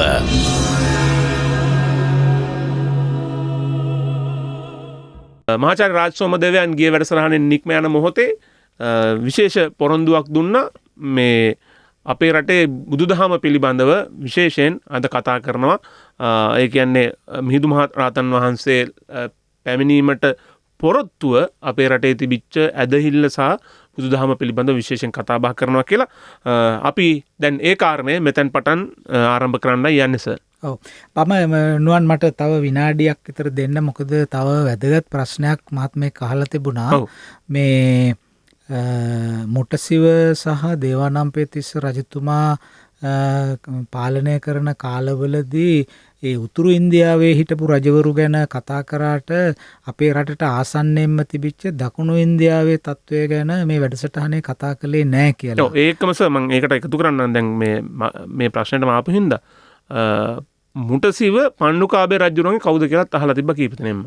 අපි වැඩසටහනේ ඒක අපි ඉතා පැහැදිලිව කිව්වා. පණ්ඩුකාභයට හිටපු දරුවෝ අතරින් මුටසිව කෙනෙක්. එයා තමයි කිසිම කරදරයක් නැතුව රාජ්‍ය බලයට පත් වුණා කියලා මහාවංශය සඳහන් කරනවා. එතකොට මුටසිව කියලා කියන්නේ පණ්ඩුකාභයගේ පුත්‍රයා. එතකොට ඊට පස්සේ මුටසිවට හිටිය දරුවෝ කීප දෙනෙක් 10 දෙනෙක් කියලා කිව්වා කියලා සඳහන් කරා. මහාවංශයේ මේ දියණියෝ ගැනත් සඳහන් වෙනවා. ඔව් දියණිය දෙන්නෙක් ගැනත් සඳහන් වෙනවානේ. ඉතින් ඒකෙන් දේවානම්පියතිස්ස රජතුමා රාජ්‍යත්වයට ආවා. ඉතින් දැන් මම මේ සඳහන් කරන්න ගියේ එක්තරා මහත්මයෙක් අහලා තිබුණා අර ඔය මුටසිව සහ දේවානම්පියතිස්ස වගේ රජවරු මේ රටේ පාලනය කරනකොට තමන්ට අපේ රටට ආසන්නම දකුණු ඉන්දියානු අර්ධද්වීපයේ මොන වගේ දේශපාලන තත්ත්වයක්ද තිබුණේ කියන කාරණේ ගැන සඳහන් කිරීම කළොත් හොඳයි නේද කියලා. ඒක ඇත්ත. මොකද අවකා භූගෝලීය වශයෙන් ඊටාම සමීප දකුණු ඉන්දියාවනේ. ඉතින් මේ අපි දකුණු ඉන්දියාව අමතක කරලා උතුරු ඉන්දියාවෙන් වෙච්ච බලපෑම් සාරෝමය ගැන කතා කිරීම ඒතරම් සමතුලිත වෙන්නේ නැහැ. ඇත්ත ඇති සැටියෙන් ගත්තොත් ළඟම ඉන්න තැනින්නේ අපිට වැඩිපුර මේ අනුභවයක් ලැබෙන්නේ. ඉතින් ඇත්තෙන්ම මේ දේවානම්පියතිස්ස වගේම මුටසිව රජතුමාත් රජ කරන කාලේ මේ දකුණු ඉන්දියාවේ රාජ්‍ය කණ්ඩායම් 3ක් වංශ 3ක් විශේෂයෙන්ම පාණ්ඩ්‍යවරු, එවැගේම චෝල, එවැගේම චේර කියන්නේ අද අපි කේරළ කියලා හඳුන්වන ප්‍රදේශයේ. එතකොට පාණ්ඩ්‍ය, චෝල, කේරළ කියන අය 3 කොට්ටියම දකුණු ඉන්දියාවේ පාලනය කරමින් හිටියා. මේ දැන් ඇලෙක්සැන්ඩර් ගේ මේ නැගෙනහිර පැත්තට ඇලෙක්සැන්ඩර් එනකොට දැන් ඉන්දියාවේ සීමාවටම එනකොට ඔහු ක්‍රිස්තු පූර්ව 326 දී පමණනේ ඉන්දියාවට ළඟා වුණේ. එතකොට මේ වෙනකොට සහ ඊට ආසන්න කාලවල දකුණු ඉන්දියාවේ පාලනය අරගෙන ගිය කණ්ඩායම් හිටියා. දැන් අපි පහුගිය වැඩසටහනෙත් මතක් කරා මහාධිරාජ අශෝක රජතුමාගේ ගිරිනාර් ලිපියක සඳහන් වෙනවයි කියලා යතා චෝඩාපාඩා කේතල පුතෝ තම්බපන්නි කියන වචන ටික. එතකොට මේ චෝඩාපාඩා එතන චෝල සහ පාණ්ඩ්‍ය කේතල පුතෝ කියලා කියන්නේ සතිය පුත්‍ර. සතිය කේතල පුතෝ සතිය පුතෝ කියලා තියෙනවා. එතන කේරළ පුත්‍ර කියලා කියන්නේ මේ චේර අය. එතකොට මහාධිරාජ අශෝක රජතුමාගේ පාලන කාලයේදීත් එතුමාගේ ශිලාලේඛනවල සඳහන් කරලා තියෙනවා මේ ජාතීන් 3 ගැන. ඒතර අපි දන්නවා මේ දේවානම්පියතිස්ස රජතුමා පාලනය කරන කාලේ ඉන්දියාවේ හිටියේ ධර්මාශෝක රජතුමා කියලා. එතකොට එහෙමනම් ධර්මාශෝක රජුරන්ට කලින්නේ බින්දුසාර රජතුමා, ඊට කලින් චන්ද්‍රගුප්ත රජතුමා. ඒතර එහෙමනම් මේ කාලවල වල මොකද මේ අශෝක රජතුමාගේ කාලේ එක පාරට දකුණු ඉන්දියාවේ රාජ්‍ය පහළ වෙන්නේ නැහැ. නමුත් ඊට කලින් ඉඳලා මේ මොනවාද රජවරු එහි පාලනය කළා. එතකොට ඊට පස්සේ ක්‍රිස්තු වර්ෂයේ ආරම්භයේදී පමණ විශේෂයෙන්ම සාතවාහන රජවරුන්ගේ කාලය වෙනකොට ක්‍රිස්තු පූර්ව 65 25 වගේ කාලේ තමයි සීමුක කියන රජතුමා මේ ශාතවර්ණ කියන මේ ශාතකර්ණී කියන රාජවංශය ස්ථාපනය කරන්නේ දකුණු ඉන්දියාවේ. ඊට පස්සේ ශාතකර්ණී රජවරු විශාල වශයෙන් බුදුදහමට අනුග්‍රහය දැක්වුවා. ඔබ දන්නවා අමරාවතී නාගාර්ජුන කොණ්ඩ වල තියෙන බෞද්ධ විහාර. දැන් අපේ තියෙන ওই සම්භාව්‍ය සඳකඩ පහන වගේම සඳකඩ පහන් අපිට අමරාවතී වල දකින්න තියෙනවා. අදටත් තියෙනවනේ සර්. අදටත් තියෙනවා. නාගාර්ජුන වල තියෙන මේ නෂ්ටාවශේෂ අදත් දකින්න තියෙනවා. ඒ නිසා අපි දැනගන්න ඕන මේ ආසියානු කලාපය තුළම මේ සිද්ධ වෙච්ච සංස්කෘතික ආගමික ආර්ථික ක්‍රියාවලියක් ඔස්සේ තමයි මේ සියලු දේවල්ම සිද්ධ වෙන්නේ. අපි ඉතිහාසයෙන් හෝ වෙන දෙයකින් හෝ මේවා සීමා කරගෙන බෙදාගෙන එහෙම කතා කිරීම ඒ තරම් සාධාරණ නෑ. සංස්කෘතිය කියන්නේ හුළඟක් වගේ දෙයක්. ඒ සංස්කෘතික රැලි මේ හමාගෙන යනවනේ. හරි දැන් බලන්න අපි කොහොම බැලුවොත් එහෙම මේ හැම තැනම මේ සමහර ඔය අපි වෙළඳ නාම කියන එක හරි නෑ මේ වෙලාවේ වැඩසටහන් වල මේ ඔය මොන හරි බීමක් බොන්න කිව්වොත් ඒක රැල්ලක් වගේ එනවා. ඒක රැල්ලක් වගේ යනවානේ. එතකොට සමහර මේ පුංචි ළමයි කණ්ඩ කැමති තැන් තියෙනවා. ඒවා පැතිරලා තියෙනවනේ හැම තැනම. මේ යන ගමන් ඩ්‍රයිව් ට්‍රූ කියලා ගහලා තියෙන යන ගමන් එකතු කරගෙන යනවා. ඒක වේ තියෙනවා ඩ්‍රයිව් ට්‍රූ තියෙනවා. ඩ්‍රයිව් ට්‍රූ ඒ විතරක් නෙවෙයි දැන් මේ ලොක්ඩවුන් කාලෙස මේ ගෙවතු වගාව රැල්ලක් වගේ ගියේ ඒක සංස්කෘතියක් වුණානේ අපිට. ඔව්. ඉතින් මේ මං කියන්නේ දැන් අද ගිහිල්ලා බැලුවොත් එහෙම ඇමරිකාවේ ඇතිවෙච්ච සමහර වෙළඳ ලකුණු අද මැද පෙරදිග ප්‍රධාන රටවල් වල පවා තියෙනවා නේ. ඒක චීනය දක්වා ගිහිල්ලා තියෙනවා. කොයිතරම් තමන්ගේ සංස්කෘතීන් සම්බන්ධයෙන් ඇලීමක් ආදාහනග්‍රාහීත්වයක් තිබුණත් ඒ හුරු පුරුදුකම් කියන ඒවා හුලං වගේ පැතිරලා යනවා. දැන් ඕකේ මේ මම දැක්ක එක තැනක තියෙනවා මේ ඒ ඇමරිකානු අධිරාජ්‍යයට විරුද්ධව තමන්ගේ සංස්කෘතිය ගැන කතා කරන්නේ ඒ කොෆි ෂොප් එකක ඉඳලා කියලා. ඒක තමයි. එහෙම තමයි. ඒක තමයි. අර ඔය අපි කියනකොට කට්ටියට මැවෙනවනේ ඒ වගේ බර්ග්ස් කණ්ඩ යන තැන්, පීසා කණ්ඩ යන තැන්, කොපි බොණ්ඩ යන තැන්, ඒ තැන් වලින් නම් තමයි ඒ ගැන කතා කරන්නේ. ඒ ගැන කතා කරන්නේ. ඉතින් හිතන්න පුළුවන් ව්‍යාප්තවාදය කොහොමද කියලා. ව්‍යාප්ත වෙන්නේ කොහොමද කියන එක. ඒක ඉතින් මේක අද ඊයේ වෙච්ච එකක් නෙමෙයි. ඒ නිසා මම මේ වැඩසටහනදී අපි සාකච්ඡා කරන්න යන්නේ අපි කතා කරන රාමුව. අපි කතා කරන්නේ මේ ගෝලීය වශයෙන් සිද්ධ වෙච්ච සැබෑ සමාජාර්ථික ධාරාවන් ඇතුලේ ඉතිහාසය කියන අදහස කොහොමද නිර්මාණය වෙන්නේ කියන එක. දැන් අද අපි කතා කරා සමහර කෑම වර්ග සමහර බීම වර්ග ඇමරිකාවේ උත්පාදනය වෙලා මුළු ලෝකේ පුරාම පැතිරී ගිහිලා ප්‍රධාන නගර අරක්ගෙන තියෙනවා කියලා විතරක් නෙමෙයි අපේ කුඩා දරුවන්ගේ මනසත් අරක්ගෙන තියෙන්නේවා.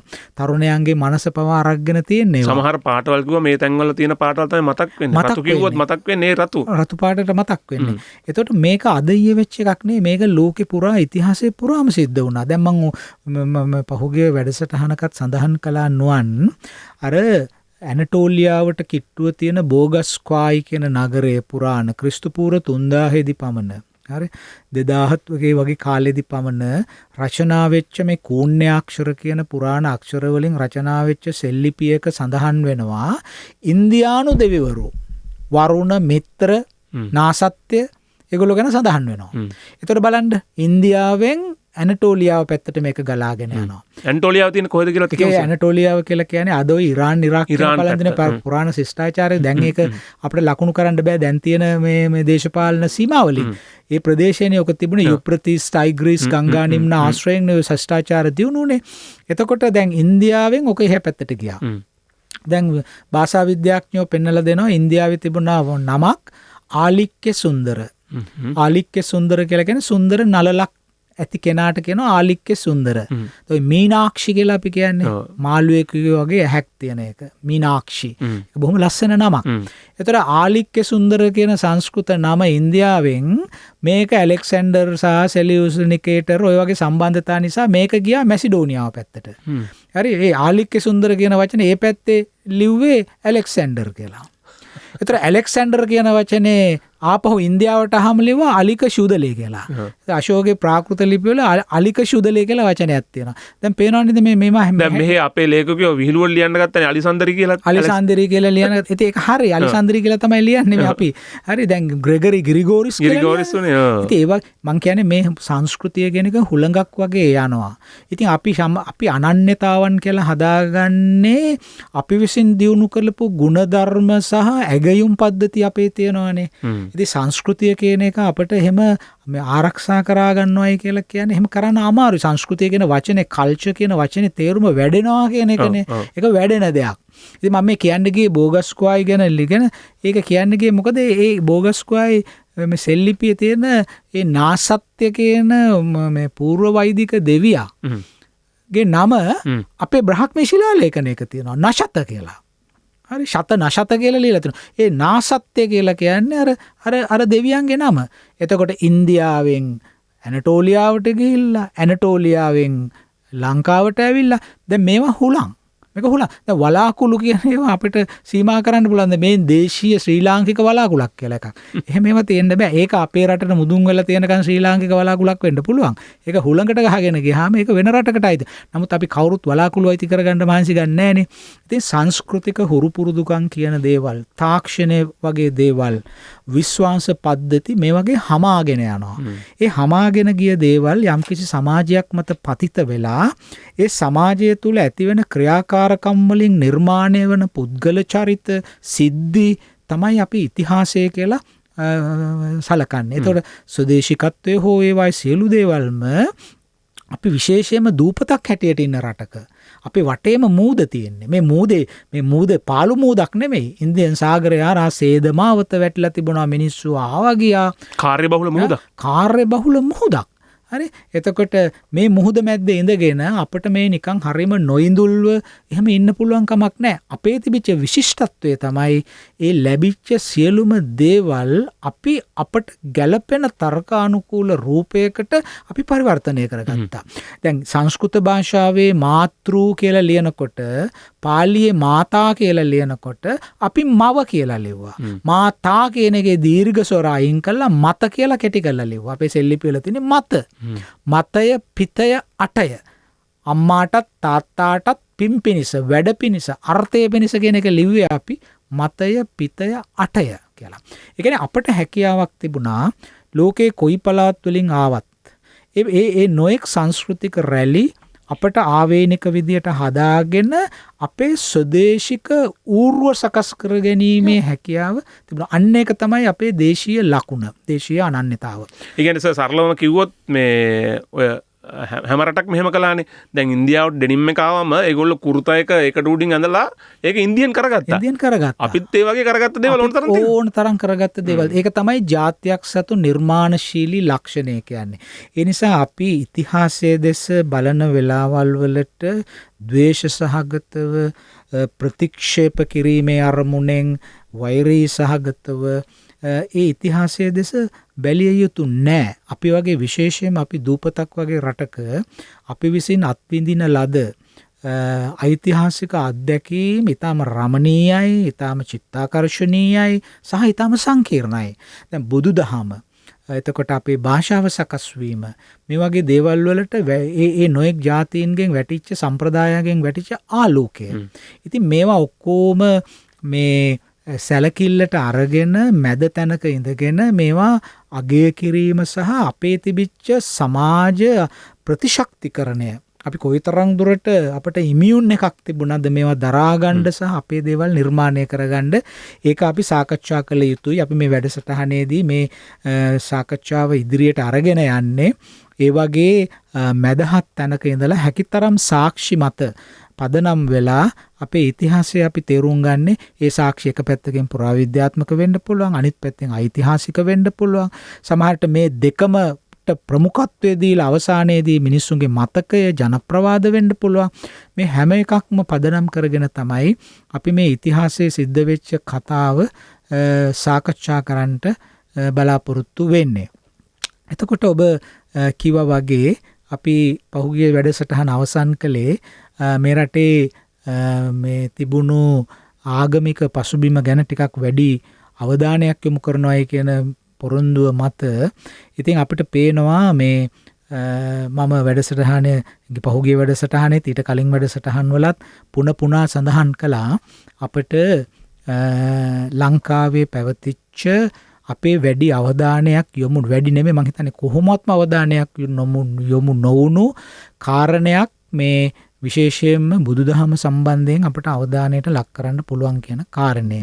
මම ඔබට සඳහන් කරන්න එක අවස්ථාවක මේ අපේ රටේ කඳුකර ප්‍රදේශවල මේ තිබිච්ච බෞද්ධ භික්ෂූන් වහන්සේලා සහ ඒ වගේම බෞද්ධ විහාර පිළිබඳව අපිට සොයාගන්න පුළුවන් සමහර සාක්ෂි තියෙනවායි කියලා.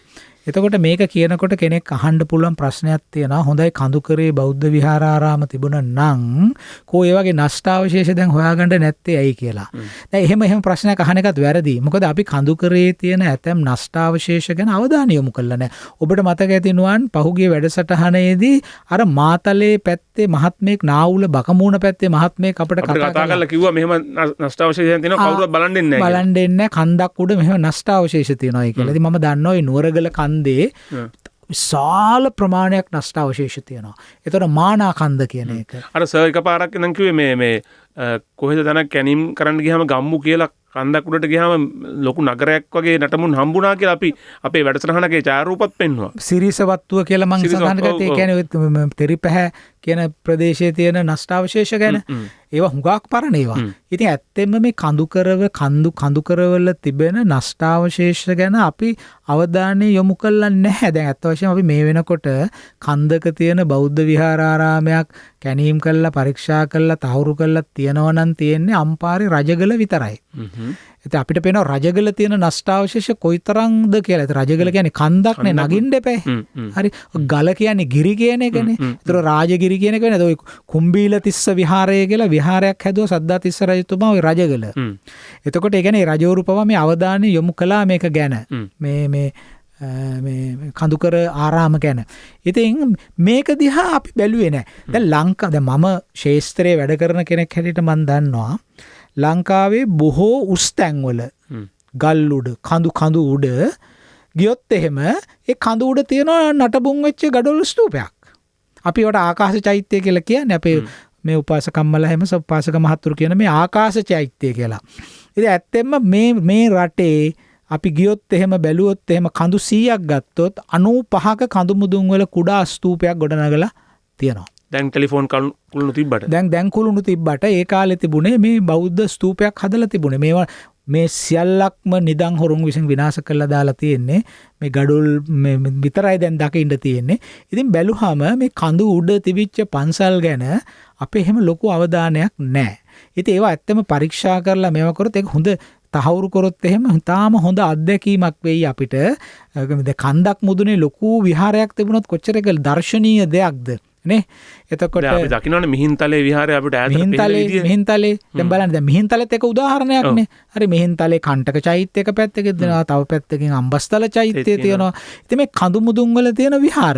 එතකොට මේවා ඉතිහාසය බැලුවා. දැන් ওই කණ්ඨක චෛත්‍ය කියන විහාරය ඒකේ ඉතිහාසය පිළිබඳ අපට ඒ ස්ථානේ කැනීම එහෙම කරලා තියෙනවා.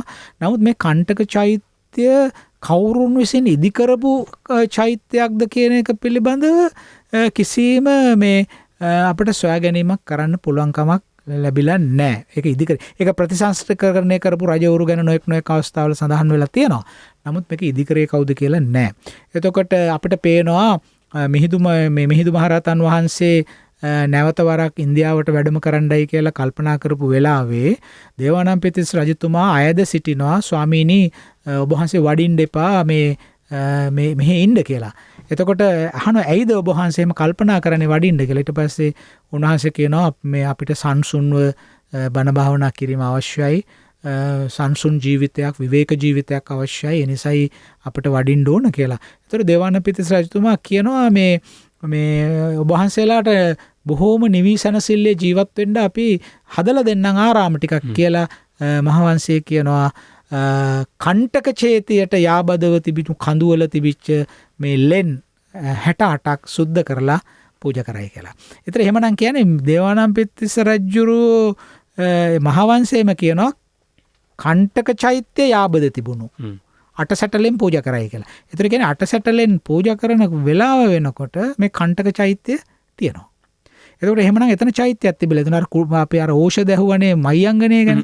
ඒ වගේම දෙයක් තමයි. ඒ චෛත්‍යයක් ගැන සඳහන් වෙනවා. එතකොට මේකෙන් අපිට පේනවා කඳුකරයේ අපේ භික්ෂු සම්ප්‍රදායක් ආගමික සම්ප්‍රදායක් තිබුණයි කියලා. මම එතකොට ගිය වැඩසටහනේ ඔබට සඳහන් කළා මේ ශුක්ල විහාර සූකර විහාරය කියලා විහාරය ගැන.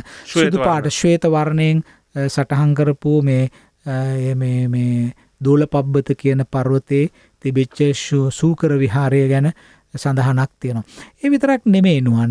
දැන් මේ ස්වාමින් වහන්සේලා මේ කඳුකරේ ජීවත් වුණා නම් උන්වහන්සේලා වැඩිපුරම පාවිච්චි කරන්න ඇත්තේ මේ ගල් ගුහා. මොකද මේ අපේ අට කතාවල තියෙනවා ගල් ගුහාවක් සුද්ධ කරලා ඒක පූජා කරන්නේ කොහොමද කියන එක පිළිබඳ විස්තරයක්. කඳු බෑවුමක ගිහිල්ලා ගල් ගුහාවක් තෝරගෙන ඒක ඇතුලේ ගිනි මැලයක් දක්වලා අර බුරුල් වෙච්ච මේ ගල් පතුරු තියෙනව වැටෙන්න සලස්සලා ඒ ගුහාවක් පූජා කළා සකස් කරලා පූජා කරන හැටි ගැන විස්තර අපේ අට කතාවල සඳහන් වෙලා තියෙනවා. ඒ කියන්නේ විද්‍යාත්මක ක්‍රමවේදයක් පැහැදිලි කරලා තියෙනවා මෙතන කොහොමද මේ ගෘහයක් සකස් කරගන්නේ ගල් ගුහාවක් අස්සේ කියලා. අස්සේ කියන එක පැහැදිලි කරලා තියෙනවා. අපි ජීවත් වෙන්න සුදුසු පරිසරයක්. දැන් අපි දන්නවනේ වනාන්තරවල ගල් ගුහාවල ওই දිවි මකුලෝ වගේ මේ විෂ සහිත සත්තු ඉන්න පුළුවන්, සර්පයෝ ඉන්න පුළුවන්. ඒ වගේම බුරුල් වල වැටෙන්න ඕන මෙන්න කියන ගල් පතුරු තියෙන්න පුළුවන්. ඒකම වලස්සු වගේ සත්තු ඉන්න පුළුවන්. ඉතින් අර ඒක ඇතුලේ ගිනි ගහලා මේක සකස් කරලා ඊට පස්සේ ඒවයි හුණු මේ පිරියම් කරලා සමහරවිට චිත්‍රත් නදලා තියෙනවා ඒ ගුහා බිත්තිවල. අදටත් ඔය කරණ්ඩක ලෙන කියලා අම්බලන්තොට තියෙන්නේ මේ ඒ විහාරයේ අදටත් දකින්න තියෙනවා වියකී යන චිත්‍ර. ඒ පැත්තේ වන්දනාව යනවා නම් බලන්න පුළුවන් ගිහිල්ලා. මේ එතකොට මේ විදිහට මුල්ම භික්ෂුන් වහන්සේලා කඳුකර පළාත්වල ජීවත් වෙන්න ඇත්තේ ගල් ගුහාවල කියන එක අපිට පේනවා. එතකොට දැන් මේ පිළිබඳව අධ්‍යයනය කළ අපේ විද්වත්තු කීප දෙනෙක්ම.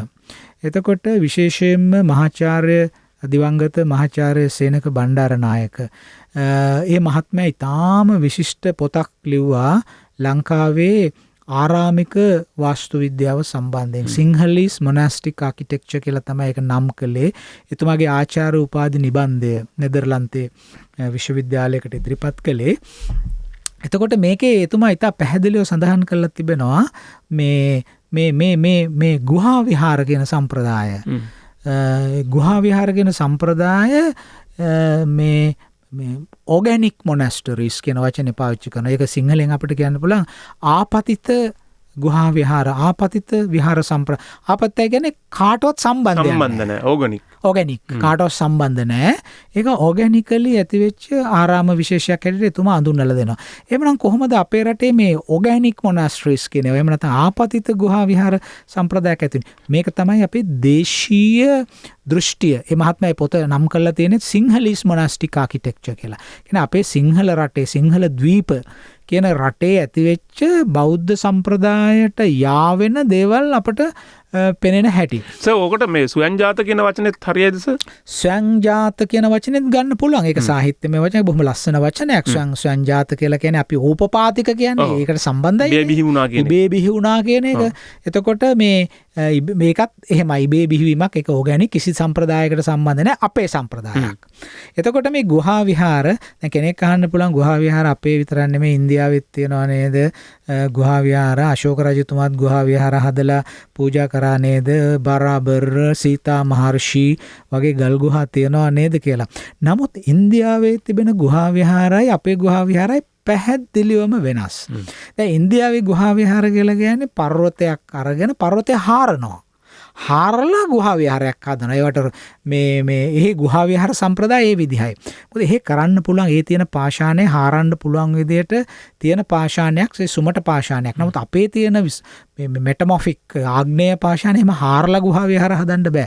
අපේ ස්වාමින් වහන්සේලා වැඩ ඉඳලා තියෙන්නේ රොක් ෂෙල්ටර්ස් වල. ඇත්තටම කේව් කියන ගුහාව සහ පර්වත ආවරණය කියන්නේ දෙකක්. මොකද පාලියෙත් තියෙනවා පබ්බාහාර කියලා කියන්නේ රොක් ෂෙල්ටර්ස් වලට. කියන්නේ පර්වත ආවරණ. ඒවා ඇතුලේ සත්තු නෑ, වතුර නෑ. නමුත් ගල් ගුහා කියලා කියන්නේ අර වවුල්පනේ එහෙම තියෙන ගුහාවක් අර ස්ටැලග්මයිට්ස් එහෙම හැදෙන. ඒ වගේ වට තමයි ඒක ස්පීලියෝ අපි කියනවා ස්පීලියෝ ස්පිලියෝලොජිකල් ප්‍රෝසෙස් එකක් තියෙනවා. ඒ කියන්නේ සමහර ගුහාවල ඇතුලෙන් වතුර යනවා. ඒ කියන්නේ හිරිටඹ හැදිලා තියෙනවා. හිරිටඹ හැදෙනවා, අවක්ෂේපණය වෙනවා, කුඩා කුඩා සත්තු ඉන්නවා, ලයිකන හැදෙනවා. ඒතකොට ජීවි පද්ධතියක් ඒක. ඒව ඇතුලේ ජීවත් වෙන්න අමාරුයිනේ කෙනෙකුට. ඒතකොට භික්ෂුන් වහන්සේලා වාසය කරේ ඒ වගේ සක්‍රීය මේ ගුහා ක්‍රියාකාරීත්වයක් තියෙන ඒවා ඇතුලේ නෙමෙයි. උන්වහන්සේලා වැඩ වාසය කළේ එම තෙතමනේ නැති විශේෂයෙන්ම වැඩිපුරම ගුහා ආවරණ පබ්බාහාර කියන එක තැන්වල තමයි රොක් ෂෙල්ටර්ස් කියන ඒවා තමයි උන්වහන්සේලා වාසය කළේ. අපි පැහැදිලි කරගත්තොත් දැන් ගුහාවක් පිළිබඳ උදාහරණයක් හැටියට වවුල්පනේ ගුහාව දුන්නා. ඒකම අපිට පර්වතාවරණයක් විදිහට අපි ඊයේ පෙරේදා කැනීම් කරපු බාදාහේන ගල්ගේ පර්වත රොක් ෂෙල්ටර් එකක්. එකම ලහව්ගල තියෙන එකත් රොක් ෂෙල්ටර් එකක්. ඒක රොක් ෂෙල්ටර් එකක්. අපිට අපේ ගොඩක් ස්වාමින් වහන්සේලා වැඩි හිටිය තැන් ගත්තොත් ඒවා තියෙන්නේ රොක් ෂෙල්ටර් විදිහට. පබ්බාහාර පර්වත ආවරණ විදිහට තමයි තියෙන්නේ. Unlimited history. අපේ ජාතික කතාව.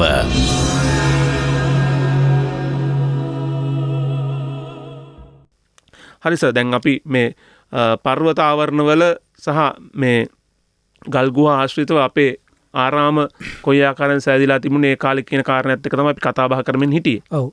දැන් අපිට මේ ඒ කඳුකරේ තිබිච්ච බෞද්ධ ආරාම ගැන දැනට මොනවද තියෙන සාක්ෂි කියලා කෙනෙක් අපිට අහන්න පුළුවන් කමක් තියෙනවා.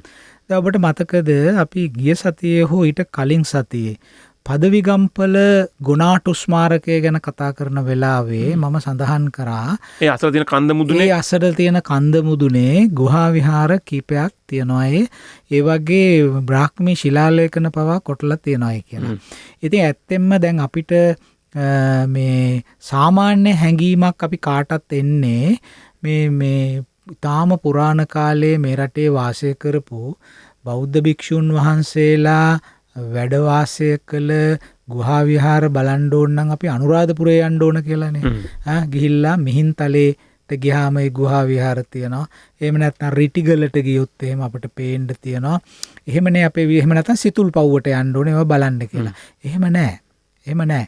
ඔය බොහෝ කඳුවල මේ භික්ෂුන් වහන්සේලා වැඩ සිටිය ගල් ගුහා තියෙන. දැන් මහනුවරට ගියොත් එහෙම මහනුවරක් තියෙනවා මේ කඳුකරේට ආශ්‍රිතව කටාරම් කොටලා සමහර ඒවා ශිලාලේඛන තියෙන මේ භික්ෂුන් වහන්සේලා වැඩ වාසය කරපු ගල් ගුහා. ඒවා ක්‍රිස්තු පූර්ව 250 කියලා අපි කිව්වට සමහර විට දැන් අපි බ්‍රාහ්මී ශිලාලේඛන බ්‍රාහ්මී අක්ෂර වලට දීලා තියෙන දිනය ක්‍රමක්‍රමයෙන් පිටුපසට යන නිසා දැන් සාමාන්‍ය පිළිගැනීම ක්‍රිස්තු පූර්ව 5 වෙනි සතවර්ෂයේ වෙනකොට බ්‍රාහ්මී අක්ෂර භාවිතයේ පැවතුණයි කියලා. ඉන්දියාවේ උදාහරණයක් අරගෙන කොණ්ඩුමනාල අපි අපේ YouTube වැඩසටහනේ කොණ්ඩුමනාලේ කැනීම ඡායාරූප එකතු කරා. ඉතින් බලන්න ඒ වගේ එතකොට මේ වගේ සාක්ෂි මතුවෙමින් තියෙන. ඉතින් ලංකාවෙනුත් අනුරාධපුරයෙන් එහෙම වළංකටු කැබැල්ලක් කාල නිර්ණය කරා ආචාර්ය සිරාන් දැරණියගල බොහොම පැරණි කාලයකට ක්‍රිස්තු පූර්ව 5 වෙනි සතවර්ෂයට යන. එහෙම බැලුවොත් අපේ රටේ තියෙන සමහර ගුහා විහාර ක්‍රිස්තු පූර්ව 5 වෙනි සතවර්ෂයට යන්න පුළුවන්. මොකද බුදුරජාන් වහන්සේගේ ධර්මාන සමයේම මේ ගුහා විහාරවල අපි භික්ෂුන් වහන්සේලා වාසය කළා වෙන්න ඕන තරම් ඉඩකඩ තියෙනවා. අපි මේ ගුහාවල් අපි ක්‍රමානුකූල ඒවා අභ්‍යන්තර ස්ත්‍රායනේ පරීක්ෂා කරන්න ඕන.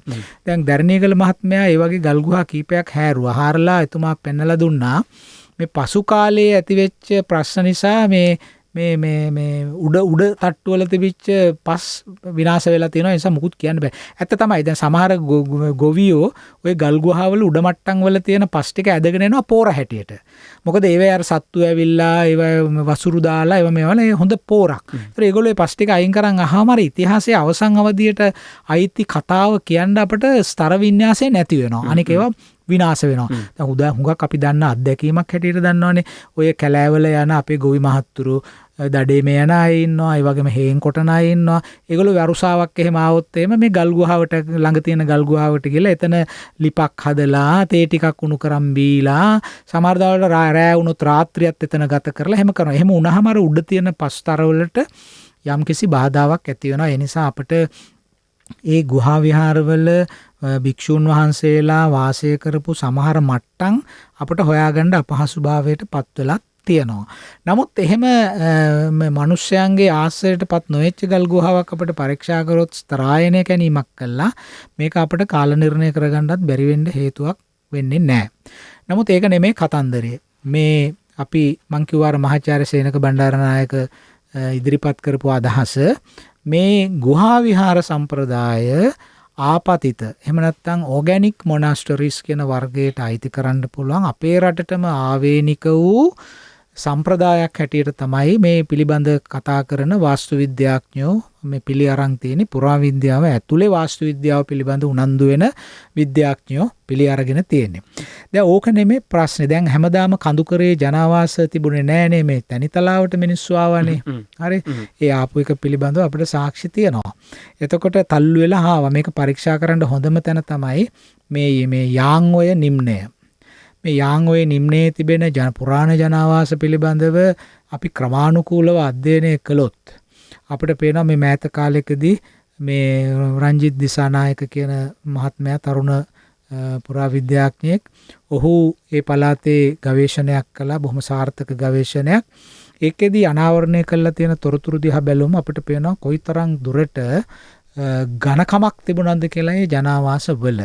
දැන් අපි ඒක නැවත කියවනවා ඒ දත්ත කියවනකොට අපිට පේනවා මේ මධ්‍ය කඳුකරයේ උතුරු පෑවුමේ උතුරු පැත්තට තිබිච්ච කොටසෙන් මේ කඳුකරේ ජීවත් වෙච්ච මිනිස්සු ක්‍රමානුකූලව පල්ලෙහාට තල්ලු වෙලා ගිහිල්ලා යාන්ඔය ප්‍රදේශය ජනාවාස කරපු අන්දම. අනිත් පැත්තෙන් අපිට පේනවා කඳුකරේ හිටව මිනිස්සු දකුණු පැත්තට ගිහිල්ලා දකුණු පැත්තෙන් ගිහිල්ලා ඔය මහබින්තැන්න කියලා අඳුන්වන කල්තොට ඉදලා පටන් අරගෙන කුඹුක්කන් ওই පැත්තට යනකන් යන මහ විශාල තැනි තලාව රුහුණ කියලා හඳුන්වන්නේ අපි ඉස්සලා පොඩි හැඳින්වීමකුත් දුන්නේ. අන්නේ ජනාව ඒ පැත්තටත් මේ කඳුකරේ මිනිස්සු තල්ලු වෙලා ගියා. ඒකට තියෙන ප්‍රධානම සාක්ෂිය තමයි අපි කීපවරක් මේ වැඩසටහනේ කිව්වා අවුරුදු 4400කට උඩදී මිනිස්සු විසින් පාවිච්චි කරපු සුසාන භූමි අපි සොයාගෙන තියෙනවා කඳුකරේ. අපි නිරන්තරයෙන් මතක් කරලා තියෙනවා බෙරගල සුසානය, හල්දුම් මුල්ලේ සුසානය අපි ඒවා කැණීම් කරලා කාල නිර්ණය කරලා තියෙනවා. ඊට අමතර බලංගොඩ විකිලිය තියෙනවා එහෙම සුසාන භූමියක්, ඕපනායක තියෙනවා උඩවෙල එහෙම සුසාන භූමියක්, මං කියවා නිවිතිගලින් සොයාගෙන තියෙනවා කිරිබත්ගල කන්ද පාමුල එහෙම සුසාන තියෙන තැනක්. ඉතින් මේ ඔක්කොම කඳුකරය. මේ කඳුකරේ මිනිස්සු තල්ලු වෙලා පල්ලෙහාට ආව ඒ වගේ සුසාන භූමියක් හම්බෙලා තියෙනවා මාතර බණ්ඩත්තර කියන තැන. ඒතර මාතර බණ්ඩත්තර කියලා කියන්නේ මූදු මට්ටමට කිට්ටුත් මේ තැනකට තල්ලු වෙලා ගිහිල්ලා තියෙන. ඒ කියන්නේ මේ සම්ප්‍රදාය කඳුකරේ ඉඳලා පහළට තල්ලු වෙලා යන ආකාරය අපිට පේනවා. අනිත් පැත්තෙන් ගත්තොත් එහෙම අපි බටහිර පැත්තට බැලුවොත් එහෙම දුම්මල සූරියෙන්. දුම්මල සූරියේ ඔය හයි ටෙන්ෂන් ලයිට් කණුවක් හිටවන්න විදුලි බල මණ්ඩලය කටයුතු කරන වෙලාවේ මේ ඒ වලහාරනකොට හම්බෙලා තියෙනවා මේ වගේ අර මේ රංචමඩ මේ තියෙන විදිහේ සුසානයක්. ඉතින් පුරාවිද්‍යා දෙපාර්තමේන්තුව ගිහිල්ලා ඒක පරීක්ෂා කරලා ඒක කාල නිර්ණය කරලා තියෙනවා. ඒක තරම් පැරණි නෑ. ඒක හුඟක් මෑත කාලයකට අයිති වෙලා තියෙන්නේ. ඊට පස්සේ ඔය අත්තන ගල්ලේ මේ කලෝටුවාව කියන ස්ථානයෙන් සොයාගත්තා මේ පාරක් හදන්න යන වෙලාවේ සුසානයක්. ඊළඟට නිකවල මුල්ල මේ රුවන්වැල්ල කිට්ටුව නිකවල මුල්ලෙන් සොයාගත්තා මේවා ක්‍රිස්තු පූර්ව 3 වෙනි සතවර්ෂයට වගේ එන්නේ. කඳුකරේ ඒවා ක්‍රිස්තු පූර්ව 4000ට යනවා.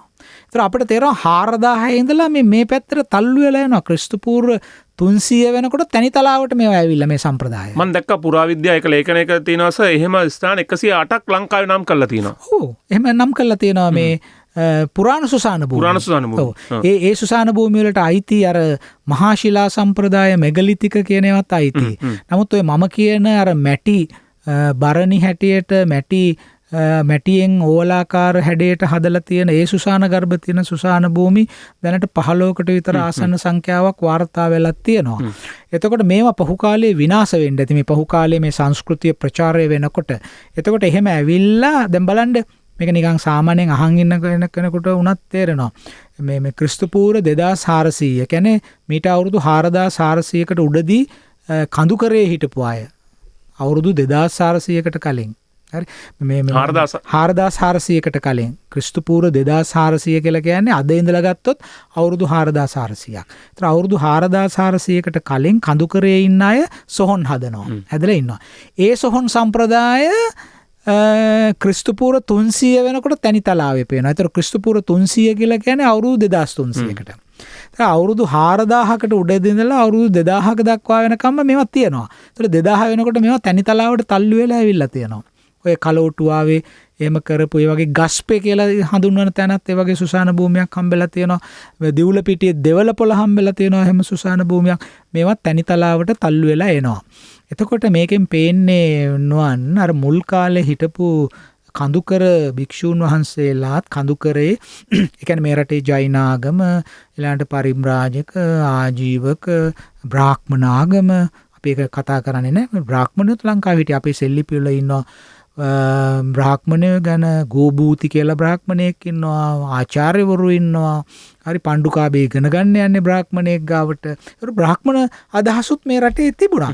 එතකොට ඒ අතර මේ බෞද්ධ භික්ෂූන් වහන්සේලා අර කඳුකරේ ඉඳලා මේ ජනාවාස තැනිතලාවේ ව්‍යාප්ත වෙනකොට උන්වහන්සේලා මේ තැනිතලාවට සංක්‍රමණය වෙච්ච ආකාරය පෙන්눔 කරන්න පුළුවන්කම අපිට ඉතා පැහැදිලිව තිබෙනවා. දැන් ඒක තමයි මේ පබ්බත විහාර කියලා හඳුන්වන්නේ. දැන් පබ්බත විහාර කියන වචනය අපේ ශිලාලේඛනවලත් දකින්න තිබෙනවා. දැන් උදාහරණයකට කියනවා පවත විහර. පවත විහර කියන වචනේ ක්‍රිස්තු වර්ෂයෙන් පළවෙනි දෙවෙනි සතවර්ෂවලට අයිති බොහෝ ශිලාලේඛනවල අපේ බෞද්ධ විහාරාරාම හඳුන්වා දී තිබෙන්නේ පවත විහර කියන වචනය. මේකට තියෙන හොඳම උදාහරණය තමයි අනුරාධපුරයේ තිබෙන පාචීන තිස්ස පබ්බත විහාරය. ඒක හඳුන්වලා තියෙන්නේ ප්‍රාචීන තිස්ස පබ්බත විහාරය කියලා. එතකොට ඇයි මේ විහාර පබ්බත විහාර කියලා විශේෂයෙන් හඳුන්වන්නේ? එතකොට මේවා ගැන අධ්‍යයනය කරපු අපේ පුරාවිද්‍යාඥයෝ ඉතාම මේ සිද්ගන්නාසුළු අදහස් ඉදිරිපත් කරලා තියෙනවා මේවා අර්ථ නිරූපණය සඳහා භාවිතා කරන්න පහසු වෙන. දැන් මේ පබ්බත විහාර ගැන මුල් වරටම ලිපියක් පළ කරේ ආචාර්ය දිවංගත ආචාර්ය රෝලන් සිල්වා මහත්මයා සහ දිවංගත මහාචාර්ය පී.එල්. ප්‍රේමතිලක මහත්මයා. මට මතක හැටියට ආටිබුස් ඒෂියා කියන සංගරාවට නෙදර්ලන්තේ පළ වෙන මේ දෙපළ විසින් ඉතාම විශිෂ්ට ලිපියක් පළ කරා මේ පබ්බත විහාර ගැන. ඒ පබ්බත විහාර ආකෘතිය හරිතනක ස්ථානගත කරන්න. මොකද මේ පබ්බත විහාර කියන එක ලෝකෙ කොහෙවත් නැහැ. මේක දකුණු ඉන්දියාවෙත් නැහැ, උතුරු ඉන්දියාවෙත් නැහැ. මේක ලංකාවට ආවේනික වෙච්ච විහාර ආකෘතියක්. එතකොට මේ අපි මේ ගැන මේ වැඩ කර ඉන්දියාවේ එහෙම තියෙන නිසා විහාර සංකීර්ණනේ. ඒ විහාර සංකීර්ණ ගෝවා විශාල ප්‍රමාණයවනේ. දැන් අපි දන්නවා එලිෆැන්ටා වලට ගියොත්, අජන්තා වලට ගියොත්, සීතා මහර්ෂි, බරබර් මේවා ඔක්කොම වාරණාසි වලට ගියත් වාරණාසි වලට ගියද ඒවා ගුහා විහාර ගුහා හාරලා හදපුවා. මම මුලදිම කිව්වා අපේ තියෙන්නේ මේ ගුහා පබ්බාහාර රොක් ෂෙල්ටර්ස් වගේ ඒවා හදපු තැන්. හරි. එතකොට මේ කියන්නගේ පබ්බත විහාර ගැන පබ්බත විහාර අපේ රටට ආවේනික වෙච්ච සම්ප්‍රදායක්. මේක ගැන සඳහන් වෙනවා ඔය මංජුශ්‍රී භාසිත වාස්තු ශාස්ත්‍ර කියලා පොතක් සොයාගත්තා මේ අපේ ආචාර්ය වෝල්ටර් මාරසිංහ මහත්මයා එක පරිවර්තනය කරා ශ්‍රීජයවර්ධනපුර විශ්වවිද්‍යාලයේ මහාචාර්යතුමෙක් සංස්කෘත භාෂාව පිළිබඳව එතුමා ඒක සංස්කරණය කරලා ප්‍රකාශයටපත් කළා. එතුමා ඒකේ හැඳින්වීමේ ලියලා තියෙනවා මම මේ පිටපත හම්බුනහම මේ ඉන්දියාවේ විද්වතුන් අතරටත් යවුවා මෙවැනි පොතක් ගැන ඔබ දන්නවද කියලා. ඉතින් කිසි කෙනෙක් මට කිව්වේ නෑ මෙහෙම පොතක් දන්නවයි කියලා. ඒගොල්ලෝ හැම කෙනාම කිව්වේ මෙවැනි පොතක් ගැන ඒගොල්ලෝ දන්නේ නැහැ කියලා. ඒ නිසා මහාචාර්ය වෝල්ටර් මාරසිංහ මහත්මයා ලියනවා මේ මංජුශ්‍රී භාසිත වාස්තු ශාස්ත්‍ර කියන ග්‍රන්ථය මේ සිංහලයින්ගේ වැඩක්. මේක අපේ රටේ තිබිච්ච එකක් තමයි මේ ග්‍රන්ථාරූඪ කරලා තියෙන්නේ. එතකොට මම මේ කියන්න යන්නේ ඒකේ තියෙනවා පබ්බත විහාර කොහොමද හදන්නේ කියලා. ඒතර මේ කියන්නේ මේ අපේ රටේ තිබුණු දේශීය සම්ප්‍රදායක්. තමයි මේ පබ්බත විහාර. ඒතර පබ්බත විහාර කාගේද? ඇයි මේකට පබ්බත විහාර කිව්වේ? දැන් මේ පබ්බත විහාර අධ්‍යයනය කරපු පුරාවිද්‍යාඥයෝ කියලා තියෙනවා වෙන ආරාමික සැලසුම් වලට වැඩිය මේ ආරාමික සැලසුම් විශේෂයි. මොකද හතර වටේ බැම්මක් බැඳලා තියෙනවා. මැද කොටස උස්සලා තියෙනවා. ප්ලැට්ෆෝම් එකක් වගේ වේදිකාවක් වගේ උස්සලා තමයි හදලා තියෙන්නේ. එතකොට මේ ඇයි මේ මැද උස්සන්නේ? මේ මැද ඉස්සීමේ සංකේතයම පේනවා අපට අර ඒ විහාර සංකීර්ණයේ තියෙන වැදගත්ම අංගයේ තියෙන්නේ උඩ තැනක. මේක ඇත්ත වශයෙන්ම රෙප්ලිකේෂන් එකක්. ඒ කියන්නේ මේ පිටපත් වීමක් තමයි අර කඳු උඩ තිබිච්ච ආරාමවල ස්වරූපය පහළ තැනි තලාවට ගෙනාවට පස්සේ ඒක වාස්තු විද්‍යාත්මකව නිරූපණය කරන්නේ කොහොමද කියන කාරණේ. එතකොට මේ පබ්බත විහාරවල වාසය කළේ මේක අලුත් අදහසක් මම කියන්නේ. මේ පබ්බත විහාරවල අනන්‍යතාව අපිට තේරුම් ගන්න බැරි වෙලා හිටියනේ. නමුත් මේ පළල් සන්දර්භයක ඉතිහාසයේ පුරාමන වෘත්තාන්තය තුල මේ විහාර ස්ථානගත කළොත් අපිට පේනවා ඇයි මේවට පබ්බත විහාර කිව්වේ? කවුද මේවේ වාසය කරේ, වැඩ වාසය කළේ, මොන සම්ප්‍රදායට අයිති අයද මේවේ වැඩ වාසය කරේ කියන කාරණය. එතකොට මේ පබ්බත විහාර දැන් ඔය මම කලින් මතක් කරපු එහෙම පබ්බත විහාර ගණනාවක් ලංකාවේ තිබුණා. ඒවා ගැන අපිට ශිලාලේඛනවල පේනවා. පවත විහාර. දැන් මම සඳහන් කරපු ප්‍රාචීන තිස්ස පබ්බත විහාරය. ඒ වගේම අනුරාධපුරයේ තියෙන විජයාරාමය කියන සංකීර්ණය. මේකත් පබ්බත විහාරයක් හැටියට තමයි සඳහන් වෙන්නේ. මම මේ කියන්න ගිලා නතර කරපු දේ තමයි අර ආචාර්ය රෝලන් සිල්වා සහ මහාචාර්ය පී.එල්. ප්‍රේමතිලක ඒ දෙපළ අර ආටිබුස් ඒෂියා සංග්‍රහවට ලියපු ලිපියේ ඕන් ඉතාම පැහැදිලිව සඳහන් කරලා තියෙනවා මේ පබ්බත විහාර කියන සම්ප්‍රදාය මහායාන අදහස් දරූ භික්ෂූන් වහන්සේලා වාසය කරපු තැන්. ඒ නිසා මේක මහායාන සම්ප්‍රදායක් හැටියට හඳුන්වා දෙන්න ඒ කුශාග්‍ර බුද්ධිමත්තු දෙන්නෙක් මේ ආචාර්ය රෝලන් සිල්වා සහ මහාචාර්ය ප්‍රේමතිලක ලීලානන්ද ප්‍රේමතිලක මහත්මයා. ඉතින් මේ මහත්මයාලා ඒකේ විශේෂත්වය දැක්කා මේ විහාරවල. දැකලා ඒක අඳුනා. ඒතකොට සේනක බණ්ඩාරනායක මහත්මයාත් මේක ගැන වෙනමම ඔහුගේ නිබන්ධේ පබ්බත විහාර ගැන සාකච්ඡා කරලා තියෙනවා. නමුත් අපිට පේනවා මේ පබ්බත විහාර සම්ප්‍රදාය අනුරාධපුරයේ විජයාරාමයේ වෙන්න පුළුවන්, ප්‍රාචීන තිස්ස පබ්බත විහාරය වෙන්න පුළුවන්, වෙන කොහේ හරි තියෙන පබ්බත විහාරයක් හරි වෙන්න පුළුවන්.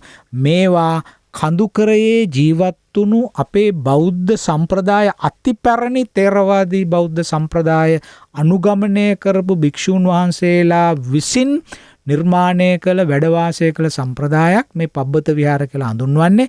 ඒකේ සෙවණැල්ල අපිට පේනවා මිහින්තලයක් උන්වහන්සේලාගේ වාසභූමියක් හැටියට කාලයක් තිස්සේ පාවිච්චි වීම. ඒ නිසා වෙන්න පුළුවන් කණ්ඨක චේතිය වගේ චේතියක් චෛත්‍යයක් එතන ඉදිකරන්නට හේතුව.